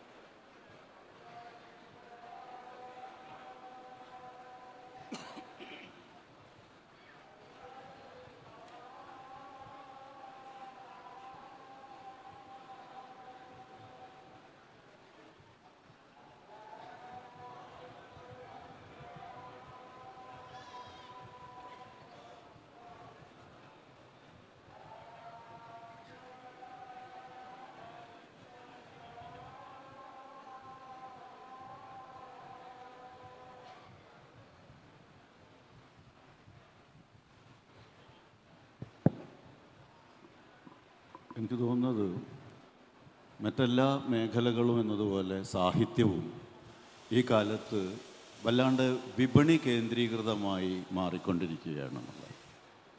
ഇപ്പോൾ ഈ ഒരു വാഴക്കാട് പഞ്ചായത്തിൽ ഇങ്ങനെ ഒരു ലിറ്ററേച്ചർ ഫെസ്റ്റിവൽ നടക്കാനുള്ള കാരണം എന്താണ്? ആദ്യമായിട്ടല്ലേ ഇവിടെ ഒരു ലിറ്ററേച്ചർ ഫെസ്റ്റിവൽ നടക്കുന്നത്? മാത്രമല്ല, ഇത് എത്രാമത്തെ ലിറ്ററേച്ചർ ഫെസ്റ്റിവലാണ് കേരളത്തിൽ നടക്കുന്നത്? കോഴിക്കോട് ഒരു KLF ഉണ്ട്, തിരുവനന്തപുരത്ത് മാതൃഭൂമിയുടെ ഫെസ്റ്റിവലുണ്ട്, ഫെസ്റ്റിവൽ, മലയാള മനോരമ നടത്തുന്ന ഹോർത്തൂസ് എന്ന് പറയുന്ന മറ്റൊരു ലിറ്ററേച്ചർ ഫെസ്റ്റിവൽ നടത്തുന്നുണ്ട്. പിന്നെ DYFI നടത്തുന്ന ഒരു യുവധാര നേച്ചർ ഫെസ്റ്റിവലുണ്ട്, യൂത്ത് ലീഗ് കഴിഞ്ഞ വർഷം നടത്തിയ ഒരു ഫെസ്റ്റിവലുണ്ട്. അങ്ങനെ എനിക്ക് തോന്നുന്നത് ഒരു 10-40 ഫെസ്റ്റിവൽ, മേജർ ഫെസ്റ്റിവൽസ് കേരളത്തിൽ നടക്കുന്നുണ്ട്. എന്താണ് അതിൻ്റെ ഒരു അടിസ്ഥാനം? സാഹിത്യത്തെ അങ്ങ് പോഷിപ്പിച്ച് കളയാം എന്ന് വിചാരിച്ചിട്ടാണോ? അല്ലെങ്കിൽ സാഹിത്യത്തിലൂടെ വലിയ പ്രതിരോധങ്ങൾ ഉണ്ടാക്കിക്കളയാം എന്ന് കരുതിയിട്ടാണോ? അതല്ലെങ്കിൽ സാഹിത്യത്തിലൂടെ മനുഷ്യരെ മുഴുവൻ ബോധവൽക്കരിച്ച് എന്നത് വരെ എന്തുകൊണ്ടത് ചെയ്തില്ല ഇവരാരും? ഞാൻ പറയാൻ പോകുന്ന കാര്യം എന്താ വെച്ചാൽ, വിപണിയുടെ ഉത്സവമായി ഈ സാഹിത്യോത്സവങ്ങൾ മാറിയിരിക്കുന്നു എന്നുള്ളതാണ്. ഇല്ല എന്ന് പറഞ്ഞിട്ട് കാര്യമില്ല. ഇപ്പോൾ ഈ കോഴിക്കോട് നടത്തുന്ന KLFൻ്റെ ഒരു പ്രധാന സാധനം DC ബുക്സാണ് അതിൻ്റെ നടത്തിപ്പുകാർ. അപ്പോൾ ബുക്ക് ഇൻഡസ്ട്രിയുമായി ബന്ധപ്പെട്ട പ്രമോഷൻ അവിടെ നടക്കും. അപ്പോൾ ഏറ്റവും കൂടുതൽ പ്രധാനപ്പെട്ട റൈറ്റേഴ്സിനെ ഐക്കണൈസ് ചെയ്യുക എന്നുള്ളൊരു പരിപാടിയുണ്ട്. ഒരു വലിയ രീതിയിൽ ഇമേജ് ബിൽഡപ്പ് ചെയ്തിട്ട് വലിയ എഴുത്തുകാരികളെ സൃഷ്ടിച്ച ആ ബിംബങ്ങളെ വിൽപ്പന നടത്തി ലാഭമുണ്ടാക്കുക. വളരെ സിമ്പിളായിട്ടുള്ള കാര്യം. ഇത് ഇന്ത്യയിൽ ഇത്തരം ലിറ്ററേച്ചർ ഫെസ്റ്റിവലുകളുടെ വലിയൊരു മാതൃക JLF ആണ്. ജയ്പൂർ ലിറ്ററേച്ചർ ഫെസ്റ്റിവൽ എന്നാണ് അത് ആരംഭിക്കുന്നത്. ബുക്ക് മാർക്കുമായി ചേർന്നിട്ടാണ് അവർ നടക്കുന്നത്. അപ്പോൾ ബുക്ക് ഇൻഡസ്ട്രിയുടെ ഒരു ഉത്സവമായിട്ട് ഇത് മാറിക്കൊണ്ടിരിക്കുകയാണ്. അങ്ങനെ വരുന്ന സമയത്താണ് നേരത്തെ ഇവർ ചോദിച്ച ഒരു ചോദ്യം പ്രസക്തമാവുന്നത്. ഇപ്പോൾ ജനപ്രിയ സാഹിത്യം വളരെയേറെ ആളുകൾ ഇഷ്ടപ്പെടുന്നു, ഗൗരവമുള്ള സാഹിത്യം വേണ്ട രീതിയിൽ വായിക്കപ്പെടാതെ പോകുന്നു എന്നുള്ളത്. ഇത് ഇപ്പോഴത്തെ മാത്രം പ്രശ്നമല്ല, എല്ലാ കാലത്തും ഇങ്ങനെ ഒരു സാധനം ഉണ്ടായിട്ടുണ്ട്. ഗൗരവ സാഹിത്യം വളരെ കുറഞ്ഞ ആളുകളെ ഒരുപാട് കാലത്ത് വായിച്ചിട്ടുള്ളൂ. ഒരുപാട് ആളുകൾ വായിച്ചിട്ടുള്ള ഗൗരവ സാഹിത്യം ഉണ്ട്. എന്നാലും ഗൗരവ സാഹിത്യത്തിൻ്റെ ഒരു സ്വാഭാവിക വിധി മലയാളത്തിലെങ്കിലും ഒരു ന്യൂനപക്ഷ വായനക്കാരിൽ കേന്ദ്രീകരിച്ചു നിന്നിട്ടുള്ളതാണ്. മേതിൽ രാധാകൃഷ്ണൻ എന്ന് പറയുന്ന ഒരു എഴുത്തുകാരൻ മലയാളത്തിൽ ജീവിച്ചിരിപ്പുണ്ട്. അയാൾ എത്ര പോപ്പുലറാണ്? അയാളെപ്പോലെ ഒറിജിനലായിട്ടുള്ള ഒരു റൈറ്റർ മലയാളത്തിലുണ്ടോ? KP നിർമ്മൽ കുമാർ എന്ന് പറയുന്ന ഒരു ഒറിജിനൽ റൈറ്റർ മലയാളത്തിലുണ്ട്. പട്ടത്തുവിള കരുണാകരൻ എന്ന് പറഞ്ഞൊരു ഒറിജിനൽ റൈറ്റർ മലയാളത്തിലുണ്ടായിരുന്നു. VKN മലയാളത്തിലുണ്ടായിരുന്നു. ഇവർ മാത്രമാണ് എന്നല്ല ഞാൻ പറയുന്നത്. പക്ഷേ ഇവരെയൊക്കെ മറികടന്നിട്ട് ഒരു വലിയ നിര എഴുത്തുകാരികൾ വരികയാണ്. ഒരു തെറ്റുമില്ല അതിനകത്ത്. അത് മുമ്പും ഉണ്ടായിട്ടുണ്ട്. മുമ്പ് മാത്യു മറ്റം എന്നുള്ള ഒരു എഴുത്തുകാരൻ ഉണ്ടായിട്ടുണ്ടായിരുന്നു. കാനം EJ എന്ന് പറയുന്ന എഴുത്തുകാരുണ്ടായിട്ടുണ്ട്. 2.5 ലക്ഷം 3 ലക്ഷമൊക്കെ വായനക്കാരുള്ള എഴുത്തുകാരായിരുന്നു അവരൊക്കെ. പക്ഷേ അവരുടെ സാഹിത്യം ഒരിക്കലും അന്ന് മുഖ്യധാരാ സാഹിത്യമായിരുന്നില്ല. സാഹിത്യം, പൈങ്കിളി സാഹിത്യം എന്ന് പറഞ്ഞായിരുന്നു പൊതുസമൂഹം അതിനെ അഡ്രസ്സ് ചെയ്തിരുന്നത്. എന്നാൽ ഇന്ന് അങ്ങനെയല്ല. ഇന്ന് ആ പൈങ്കിളി സാഹിത്യത്തെ യഥാർത്ഥ സാഹിത്യം, പൊതുജനസാഹിത്യം അല്ലെങ്കിൽ ഗൗരവ സാഹിത്യം എന്ന് പറഞ്ഞിട്ട് അഡ്രസ്സ് ചെയ്യുന്നു. എന്തുകൊണ്ട്? അത് ഈ ലിറ്ററേച്ചർ ഫെസ്റ്റിവലുകളുടെ ഒരു ഉപോൽപ്പന്നമായിട്ടാണ് വരുന്നത്, ആ ഒരു ട്രെൻഡ് വരുന്നത്. ലിറ്ററേച്ചർ ഫെസ്റ്റിവലുകളിൽ അവരെ കൊണ്ടുവരുന്നു, അവരെ ആഘോഷിക്കുന്നു, അവരെ കൃതിയെ വെച്ച് ചർച്ച ചെയ്യുന്നു. അതുകൊണ്ട് അതാണ് സാഹിത്യം എന്ന ഒരു പ്രതീതി സൃഷ്ടിക്കുന്നു. ആ പ്രതീതിയുടെ മുകളിൽ ആയിരക്കണക്കിന് കോപ്പികൾ വിറ്റഴിക്കപ്പെടുന്നു. അല്ലാണ്ട് സാഹിത്യത്തിൽ അന്നും ഇന്നും ഒന്നും ഒരു വ്യത്യാസവുമില്ല. എല്ലാ സമയത്തും ഗൗരവമുള്ള ഒരു സാഹിത്യവും ഗൗരവമുള്ള വായനക്കാരും ഒരു ഭാഗത്തുണ്ടാവാറുണ്ട്. ഇപ്പോഴും അത് വളരെ കൃത്യമായിട്ട് നടന്നുകൊണ്ടിരിക്കുന്നുണ്ട്. പക്ഷേ മാർക്കറ്റ് എന്ന് പറയുന്നത് മറ്റതിനായി മാറുന്നു പലവിധ കാരണങ്ങൾ കൊണ്ട് എന്നാണ് അക്കാര്യത്തെക്കുറിച്ച് ഞാൻ മനസ്സിലാക്കുന്നത്. ഇനി ഒരു നേരത്തെ ചോദ്യത്തെക്കുറിച്ച് ഒരൊറ്റ കമൻറ്റ് കൂടിയും പറയാൻ തോന്നുന്നു. എനിക്ക് എഴുത്തിൻ്റെ ഭാവിയെക്കുറിച്ചിട്ട് PK വളരെ പ്രത്യാശാപൂർണമായിട്ടുള്ള ഒരു ഭാവിയാണ് പറഞ്ഞത്. പുതിയ സാങ്കേതിക വിദ്യ, ഇപ്പോൾ AI സാങ്കേതിക വിദ്യയൊക്കെ വരുന്നു. മനുഷ്യരെഴുതേണ്ട പല കാര്യങ്ങളും യന്ത്രങ്ങൾ ചെയ്യുന്ന ഒരു കാര്യം വരുന്നു. ഞാൻ നേരത്തെ പറഞ്ഞു, ഓർമ്മകളില്ലെങ്കിൽ മനുഷ്യരില്ല എന്ന് എല്ലാവരും അംഗീകരിക്കുന്ന കാര്യമാണ്. മനുഷ്യരുടെ ഓർമ്മകൾ ഇല്ലാതായിക്കൊണ്ടിരിക്കുകയാണ് എന്നുള്ളതൊരു വാസ്തവമാണ്. നിങ്ങൾക്ക് ഒക്കെ എത്ര ഫോൺ നമ്പറുകൾ കാണാതെ അറിയപ്പോൾ? മൊബൈൽ ഫോൺ നമ്മുടെ ഒരു അവയവമായി മാറുന്നതിന് മുമ്പുള്ള സ്ഥിതി എന്തായിരുന്നു? നമുക്കൊക്കെ എത്രമാത്രം ഫോൺ നമ്പർ കാണാതെ അറിയാമായിരുന്നു. മൊബൈൽ ഫോൺ വന്നതിന് ശേഷം നമുക്ക് ഫോൺ നമ്പർ കാണാതെ അറിയില്ല. ആ ഒരു ഫാക്കൽറ്റി നമ്മളെ ബ്രെയിനിൽ നിന്ന് കൈമോശം വന്നിരിക്കുക. നമ്മളിത് മെമ്മറിയിൽ സൂക്ഷിക്കുകയാണ്. മൊബൈൽ ഫോൺ ഒരു യന്ത്രമല്ല, നമ്മളുടെ ബ്രെയിനിൻ്റെ ഒരു എക്സ്റ്റൻഷനാണ്. ഇപ്പോൾ അതിൻ്റെ ഒരു ഭാഗമായി മാറിക്കഴിഞ്ഞു. നമ്മൾ റിമൈൻഡറിൽ കാര്യങ്ങൾ സൂക്ഷിക്കുന്നു. ഓർമ്മകൾ നമ്മൾ വേറെ സ്ഥലത്ത് സ്റ്റോർ ചെയ്യാൻ തുടങ്ങി. മനുഷ്യർക്ക് ഓർമ്മകൾ കൈമോശം വന്നു തുടങ്ങിയിരിക്കുന്നു. അവർ മനുഷ്യരല്ലാതെ ആയി തുടങ്ങിയിരിക്കുന്നു. AI ഉണ്ടാക്കുന്നത് വളരെ ലളിതമായ ഭീഷണിയല്ല, മനുഷ്യവർഗത്തിൻ്റെ ഭാവന എന്ന് പറയുന്ന ഒരു സാധനം, ഇമാജിനേഷൻ. ആൽബർട്ട് ഐൻസ്റ്റീൻ പറയുന്നുണ്ട്, imagination is more important than intelligence എന്ന് പറയുന്നുണ്ട്. ഭാവനയെ കൊണ്ടാണ് നമ്മൾ ഈ ലോകത്തെ ഉണ്ടാക്കിയെടുത്തത്. ഭാവന ചെയ്താണ് നമ്മൾ പാലങ്ങൾ ഉണ്ടാക്കുന്നത്, വിമാനങ്ങൾ ഉണ്ടാക്കിയത്, കപ്പലുണ്ടാക്കിയത്. അതൊന്നും അതിന് മുമ്പില്ല. മനുഷ്യൻ്റെ ഗംഭീരമായ ഭാവന, സ്വപ്നം, അതിന് പിന്നാലെയുള്ള പരീക്ഷണങ്ങൾ, നിരീക്ഷണങ്ങൾ, കഠിന പ്രയത്നങ്ങൾ, അതൊക്കെയാണ് ഇങ്ങനെ ആക്കിയെടുത്തത്. ഇനി അതൊക്കെ മറ്റൊരാൾ ചെയ്യാൻ പോവുകയാണെങ്കിൽ നമ്മൾ കൃത്യമായിട്ട് പ്രോംപ്റ്റ് ചെയ്ത് കഴിഞ്ഞാൽ ഈ സാധനങ്ങൾ ഇങ്ങോട്ട് വരികയാണ്. ഞാൻ AI എഴുതിയ പല കവിതകളും കഥകളും കണ്ടിട്ടുണ്ട്. കുറ്റം പറയാൻ പറ്റില്ലല്ലോ, നമ്മളെ പല എഴുത്തുകാർ എഴുതുന്നതിനേക്കാളും മികച്ചതാണ് അത് എന്നുള്ളത് എനിക്ക് തോന്നിയിട്ടുണ്ട്. അപ്പോൾ അത് ഒരു ഭീഷണിയായിട്ട് തന്നെയാണ് ഭാവനയ്ക്ക് നേരെയുള്ള, സാഹിത്യത്തിന് മാത്രമല്ല ക്രിയാത്മകമായ പ്രവർത്തനങ്ങൾക്കൊക്കെ വലിയ അളവിൽ വെല്ലുവിളി തന്നെയാണ്. ഇനിയിപ്പോൾ ക്വാണ്ടം മെക്കാനിക്സിൻ്റെ 100 വർഷം ആഘോഷിച്ചുകൊണ്ടിരിക്കുകയാണ്. 100 വർഷമായി ക്വാണ്ടം മെക്കാനിക്സ് തുടങ്ങിയിട്ട്. അപ്പോൾ ശാസ്ത്രത്തെ പിന്തുടരുന്ന ആളുകൾക്കറിയാം അതിൻ്റെ ഒരു പരിണതി എന്ന് പറഞ്ഞാൽ ക്വാണ്ടം മെക്കാനിക്സൊക്കെ ഉണ്ടാക്കാൻ പോകുന്ന, ഇപ്പോൾ തന്നെ ഭീകരമായ രീതിയിലുള്ള മാറ്റങ്ങൾ ഉണ്ടാക്കിയിട്ടുണ്ട്.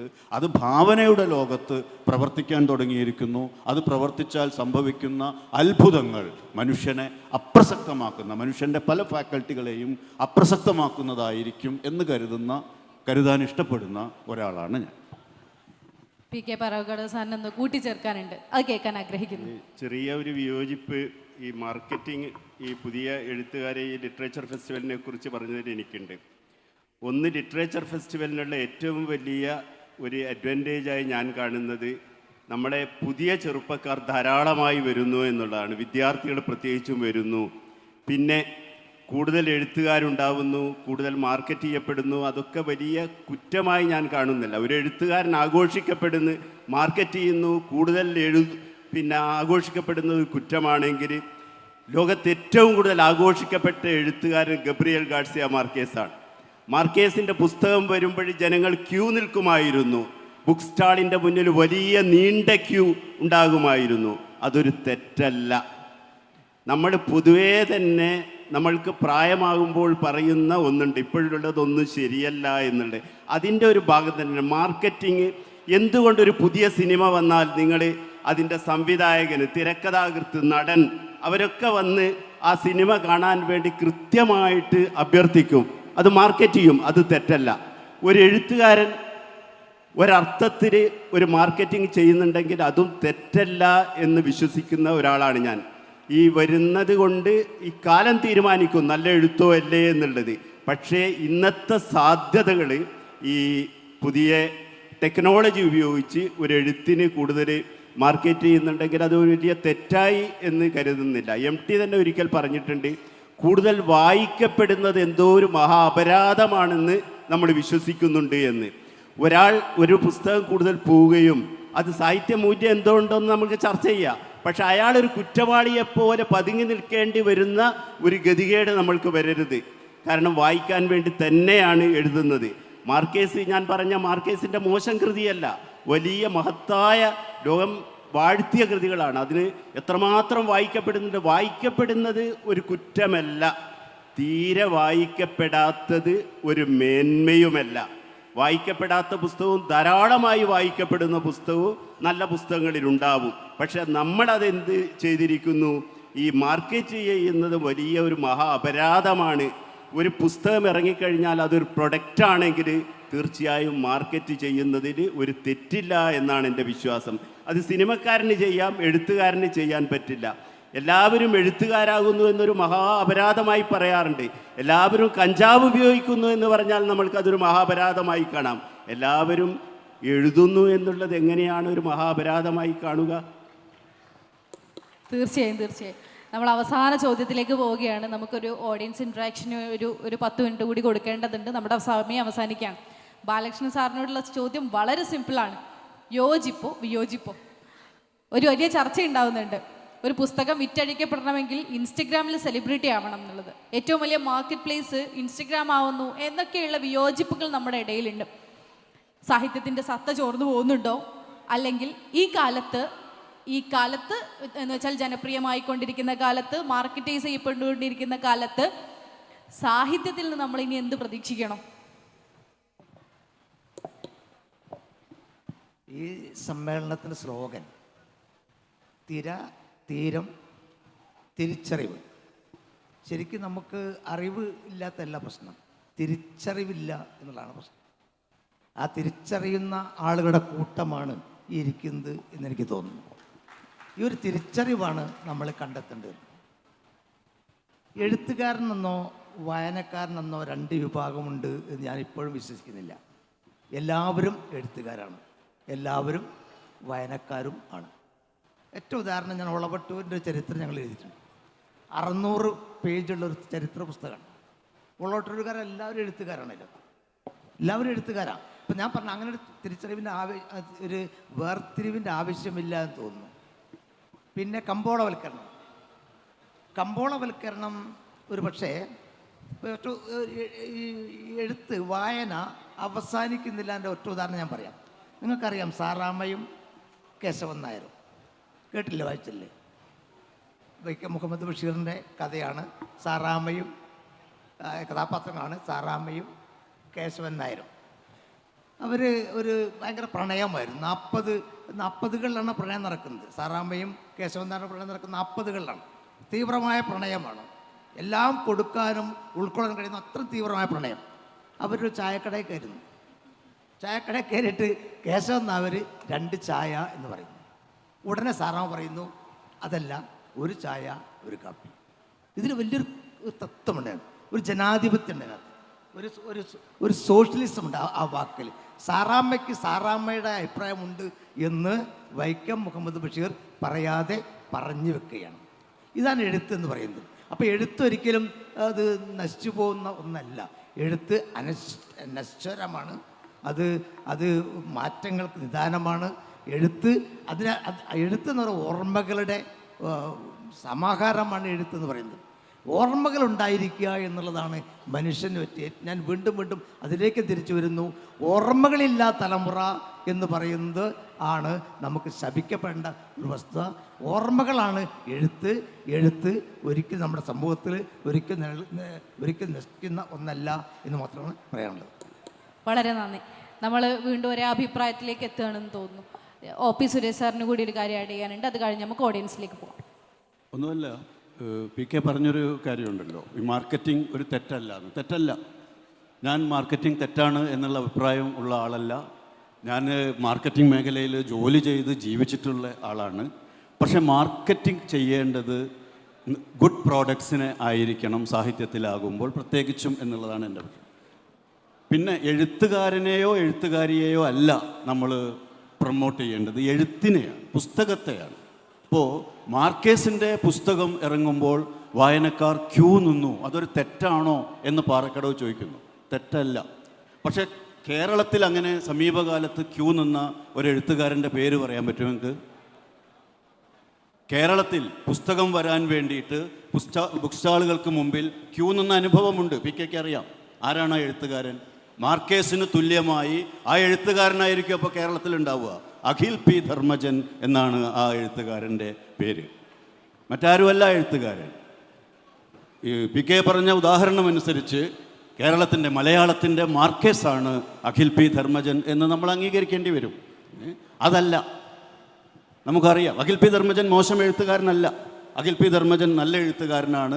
പക്ഷേ അദ്ദേഹം മലയാളത്തിൻ്റെ മാർക്കേസാണ് എന്ന് പറയാൻ മാർക്കേസിനെയും അഖിൽ P. ധർമ്മജനെയും വായിച്ചിട്ടുള്ള ഞാൻ സന്നദ്ധനല്ല. അതാരെയും പറഞ്ഞിട്ടുണ്ടെങ്കിൽ ഞാൻ അവരോട് കലഹിക്കാൻ സദാ തയ്യാറുമാണ്. അത് മാത്രമേ പറയൂ. 7:30 ആയതുകൊണ്ട് ചാനൽ ചർച്ചകളുടെ സമയമാണ് ഇത്, സംവാദത്തിൻ്റെ സമയമാണെന്ന് വിചാരിക്കേണ്ട. നമ്മളെല്ലാവരും സാഹിത്യത്തെ ചൊല്ലി ഏകദേശം ഒരേ അഭിപ്രായം പ്രകടിപ്പിക്കുന്ന ആളുകളാണ്. നമുക്ക് വീണ്ടും അഭിപ്രായത്തിലേക്ക് വരാം. അതിനു മുൻപായിക്കൊണ്ട് നിറഞ്ഞു നിൽക്കുന്ന സദസ്സാണ്. ഒരുപക്ഷെ ഈ നാട്ടിൽ ആദ്യമായിട്ടുണ്ടാവുന്ന ലിറ്ററേച്ചർ ഫെസ്റ്റ് ഒരു ട്രെൻഡിൻ്റെ ഭാഗമായിട്ടുണ്ടാവുന്നത് എന്നൊക്കെ നമ്മൾ ആശങ്ക പ്രകടിപ്പിച്ചാലും അല്ലെങ്കിൽ അഭിപ്രായം പ്രകടിപ്പിച്ചാലും ഈ നാട് ഇതിനെ നിറഞ്ഞ് സ്വീകരിച്ചിരിക്കുന്നു എന്ന് നിങ്ങൾ ഓരോരുത്തരും സാക്ഷ്യപ്പെടുത്തുകയാണ്. ഇനി നിങ്ങൾക്കുള്ള സമയമാണ്. ഏറ്റവും മനോഹരമായി ഈ വിഷയത്തെ ആഴത്തിൽ തൊടുന്ന 3 പേരാണ് പാനലിസ്റ്റുകളായിട്ട് ഇവിടെയുള്ളത്. ഓഡിയൻസിൽ നിന്ന് വളരെ കുറച്ച് ആളുകൾക്ക് നമുക്ക് ലിമിറ്റഡ് ആയിട്ടുള്ള ചില ചോദ്യങ്ങൾക്ക് സമയം അനുവദിക്കാം. ചോദ്യമുള്ളവരൊന്ന് കൈ പൊക്കിയാൽ മൈക്ക് അങ്ങോട്ട് നടന്നു വരും.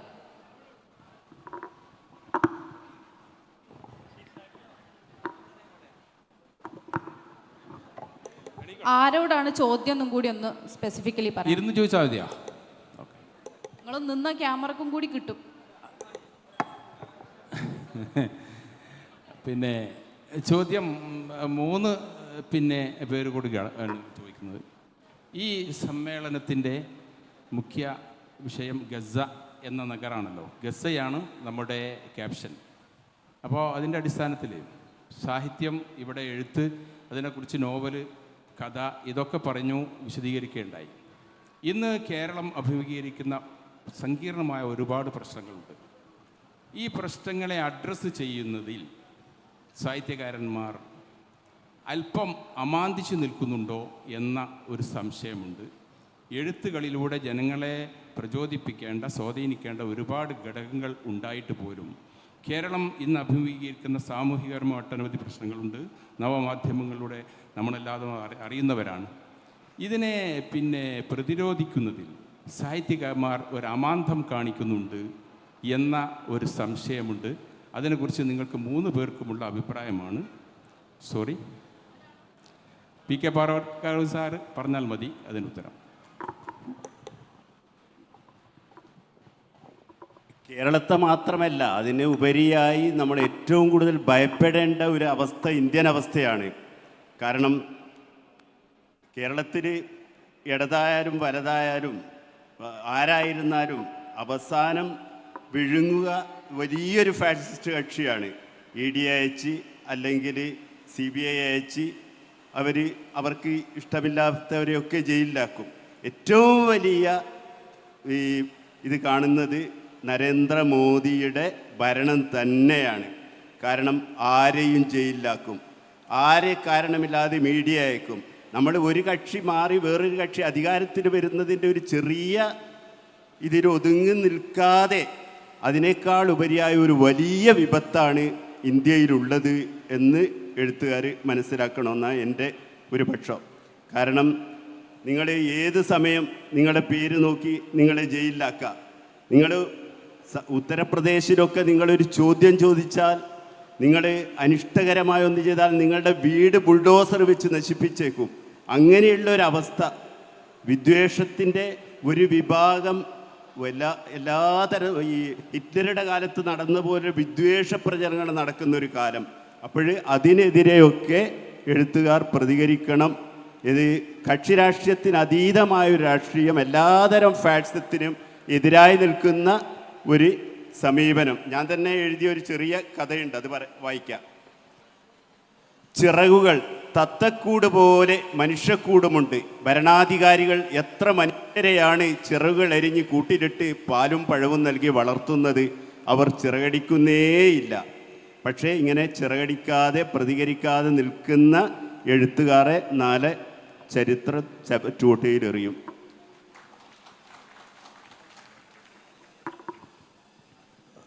ആദ്യം തന്നെ ഒരു പഞ്ചായത്ത് സമ്മേളനത്തോടനുബന്ധിച്ച് ഇത്രയും വിപുലമായിട്ടുള്ളൊരു ലിറ്ററേച്ചർ ഫെസ്റ്റിവൽ നടത്തിയതിന് ഇതിന് സംഘാടകരെ അഭിനന്ദിക്കുകയാണ്. പിന്നെ നിലപാടിൻ്റെയും പുസ്തകത്തിൻ്റെയും മാർക്കറ്റിങ്ങിൻ്റെയൊക്കെ കാര്യങ്ങൾ JK റോളിങ്ങിന് നമുക്കറിയാം, രാത്രി കാലങ്ങളിലൊക്കെ പോയി പുസ്തകം വാങ്ങാൻ ക്യൂ വന്നിട്ടുണ്ട്. അത് വിദേശ എഴുത്തുകാരാണ്. ഇപ്പോൾ PK പാറക്കടവ് നിലപാടിൻ്റെ അതാണ്, അദ്ദേഹത്തിൻ്റെ സാഹിത്യ അക്കാദമി സ്ഥാനം പോലും അദ്ദേഹം നിലപാടിൻ്റെ ഭാഗമായിട്ട് രാജിവെച്ച ആളാണ്. അപ്പോൾ എഴുത്തുകാർക്ക് നിലപാടില്ല എന്ന് പറഞ്ഞോട് യോജിപ്പില്ല. ചില സാഹിത്യകാരന്മാർ ഇപ്പോൾ പ്രത്യേകിച്ചും ഇടതല്ലാത്ത തീരുമാനങ്ങൾ ഗവൺമെൻറ് എടുക്കുമ്പോൾ പോലും ചില സാഹിത്യ അക്കാദമിയിലെ സ്ഥാനങ്ങൾ അത്തരം ചില കാര്യങ്ങൾക്ക് വേണ്ടിയിട്ട് മാത്രമാണ് ചില കടിച്ചു തൂങ്ങിയിരിക്കുന്നത്. എൻ്റെ ചോദ്യം PK സാഹിബിനോട് തന്നെയാണ്. ഇത്തരം ഈ സാഹിത്യകാരന്മാരിലെ താങ്കളെ പോലുള്ള ഒരാൾ അത് ആദർശത്തിന് വേണ്ടി സ്ഥാനം ത്യജിച്ചു. പക്ഷേ ഇപ്പോഴുള്ള മിക്ക സാഹിത്യകാരന്മാരും അപൂർവം ചില ശബ്ദങ്ങൾ കേൾക്കുന്നുണ്ട്. നമ്മൾ സച്ചിദാനന്ദനെ പോലെ അല്ലെങ്കിൽ ഇടയ്ക്ക് പറയുന്ന ചില മുകുന്ദനെ പോലെയൊക്കെയുള്ള വളരെ അപൂർവമായിട്ട്. ഇപ്പോഴുള്ള ആളുകൾ അധികാരത്തിനോട് ചേർന്ന് പോകാനല്ല ഇഷ്ടപ്പെടുന്നത്? എന്തുകൊണ്ടാണ് എഴുത്തിൻ്റെ മേന്മ, എഴുത്തിൻ്റെ നന്മ അവരുടെ പെരുമാറ്റത്തിൽ കാണാത്തത് എന്നാണ് എൻ്റെ ചോദ്യം. Thank you. നമുക്ക് ധീരമായി ശബ്ദിക്കുന്ന അരുന്ധതി റോയിയെ പോലുള്ള എഴുത്തുകാരില്ലേ, വളരെ എന്തിനും വളരെ ശക്തമായി പ്രതികരിക്കുന്ന അങ്ങനെയുള്ള എഴുത്തുകാരുമുണ്ട്. പിന്നെ ഈ പറഞ്ഞ എഴുത്തുകാർ ഈ നിങ്ങൾ പറഞ്ഞ പ്രതികരിക്കാത്തവർ, അല്ലെങ്കിൽ ഏത് കക്ഷി ഭരിക്കുന്നോ അവരോടൊത്തു പോകാൻ ഇഷ്ടപ്പെടുന്നവർ, അവരവരുടെ അവാർഡുകളും വാങ്ങി മുങ്ങുന്ന കപ്പലിൽ അങ്ങനെ യാത്ര ചെയ്യട്ടെ എന്നേ നമുക്ക് പറയാനുള്ളൂ. ബാക്കി എല്ലാ എഴുത്തുകാരും അങ്ങനെയാണെന്ന് ഞാൻ വിശ്വസിക്കുന്നില്ല. ഒരുപാട് ധീരമായി പറയുന്ന എഴുത്തുകാരുണ്ട്. എല്ലാ എഴുത്തുകാരും ഈ പ്രതികരിക്കുന്നില്ല എന്ന് പറയുന്നില്ല. നമ്മൾ ആഗ്രഹിക്കുന്നത് പോലെ ചിലപ്പോൾ പ്രതികരിച്ചു എന്ന് വരില്ല. അതുപോലെ ഈ ധാരാളം പ്രതികരിക്കുന്ന എഴുത്തുകാർ നമുക്കുണ്ട് എന്നുള്ളത് വളരെ ശക്തമായി ഫാഷിസ്റ്റ് വിരുദ്ധ നിലപാടുകൾ എടുക്കുന്ന സക്കറിയെ പോലുള്ള എഴുത്തുകാരൊക്കെ കേരളത്തിൽ തന്നെയുണ്ട്. ഹായ്, ഞാൻ ഡോക്ടർ ആയിഷ ബാനു. സുരേഷ് സാറിനോടാണ് ചോദിക്കാനുള്ളത്. നേരത്തെ അഖിൽ പി ധർമ്മജൻ്റെ പേര് പറയുകയുണ്ടായി. ഈ പ്രോഗ്രാമിലേക്ക് തന്നെ ഈ പഞ്ചായത്തിൻ്റെ പ്രസിഡന്റ് സിദ്ദീഖ് മാഷ് അഖിൽ പി ധർമ്മജനെ വിളിക്കാൻ വേണ്ടിയിട്ട് എന്നെ ഏൽപ്പിക്കുകയുണ്ടായി. അദ്ദേഹത്തെ വിളിക്കുകയും ഇത്തരം പ്രോഗ്രാമിലേക്ക് ക്ഷണിക്കുന്നതിലുള്ള അദ്ദേഹത്തിൻ്റെ സന്തോഷം അറിയിക്കുകയും ചെയ്ത ഒരു അനുഭവത്തിൻ്റെ അടിസ്ഥാനത്തിൽ ചോദിക്കാൻ ആഗ്രഹിക്കുകയാണ്. പുതിയ തലമുറയിൽ ഒരുപാട് യുവ എഴുത്തുകാർ അവർ എഴുത്ത് മേഖലയിൽ വളരാനും അവർക്കൊരു അടയാളപ്പെടുത്താനും ആഗ്രഹിക്കുന്നവരാണ്. ഒരുപക്ഷെ അവരുടെ പുസ്തകത്തിൻ്റെ ക്വാളിറ്റി നിശ്ചയിക്കുന്നതും നിശ്ചയിക്കാതിരിക്കുന്നതുമൊക്കെ വായനക്കാരാണ്. നമുക്കറിയാം, ലക്ഷക്കണക്കിന് കോപ്പികൾ വിറ്റഴിഞ്ഞൊരു പുസ്തകം അത്രയും ക്വാളിറ്റി ഇല്ലാത്തതാവില്ല എന്നുള്ളത് ഉറപ്പാണ്. എൻ്റെ ഒരു ആത്മസുഹൃത്തുണ്ട്, എൻജിനീയറാണ്. അവളൊക്കെ നന്നായിട്ട് എഴുതുകയും വായിക്കുകയും ചെയ്യുന്ന കുട്ടി വർഷങ്ങളായിട്ട് പുസ്തകമൊക്കെ അടച്ചു വെച്ചപ്പോൾ എന്നോട് പറഞ്ഞൊരു വാക്ക്, അഖിൽ പി ധർമ്മജൻ്റെ റാം കെയർ ഓഫ് ആനന്ദിയാണ് രണ്ടാമത് പുസ്തകം വായിക്കാനുള്ള ഒരു ഊർജം തന്നത് എന്നതാണ്. അപ്പോൾ ഇങ്ങനെ ഒരുപാട് പുതിയ തലമുറയിലെ കുട്ടികൾക്ക് വീണ്ടും വായനയിലേക്ക് വരാൻ, മരിച്ചുപോയി എന്ന് പറയുന്ന വായനയെ തിരിച്ചെടുക്കാൻ അദ്ദേഹത്തിൻ്റെ പുസ്തകത്തിന് സഹായകമായിട്ടുണ്ട് എന്നുള്ളതാണ്. അപ്പോൾ ഒരു പക്ഷേ നിങ്ങളെപ്പോലെയുള്ള മുൻനിരയിലുള്ള സാഹിത്യകാരന്മാർക്ക് ചില വിമർശനങ്ങളുണ്ടാവും. അത് കുറച്ചുകൂടെ ആരോഗ്യപരമായിട്ട് വിമർശനങ്ങളായി അവരെ തിരുത്തുന്ന തരത്തിലായി കഴിഞ്ഞാൽ അവർക്ക് ആ തെറ്റുകൾ തിരുത്തി കുറച്ചുകൂടെ അടുത്ത തവണ ക്വാളിറ്റിയുള്ള പുസ്തകങ്ങൾ ഇറക്കാൻ സഹായകമാവുമല്ലോ. പക്ഷെ പല എഴുത്തുകാരും വളരെ മോശപ്പെട്ട രീതിയിൽ സോഷ്യൽ മീഡിയയിലൂടെ ഇത്തരം യുവ എഴുത്തുകാരെ അവരുടെ ആ കഴിവിനെ പോലും ഇല്ലാതാക്കുന്ന, അല്ലെങ്കിൽ അവരുടെ ഉള്ളിലൊരു ഫയറിനെ അണയ്ക്കുന്ന തരത്തിൽ വിമർശിക്കുന്നത് കാണാറുണ്ട്.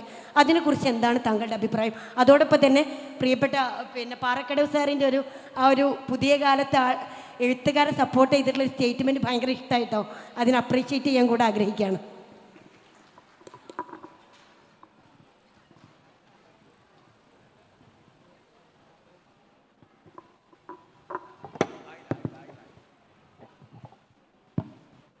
ഈ അഖിൽ പി ധർമ്മജനെയോ അല്ലെങ്കിൽ പുതിയ കാലത്തെ മറ്റേതെങ്കിലും എഴുത്തുകാരെയോ അവരുടെ കൃതികളെയോ വിമർശിക്കാനോ അല്ലെങ്കിൽ അത് മോശം ആണ് എന്ന് പറയാനോ ഞാൻ തുനിഞ്ഞിട്ടില്ല.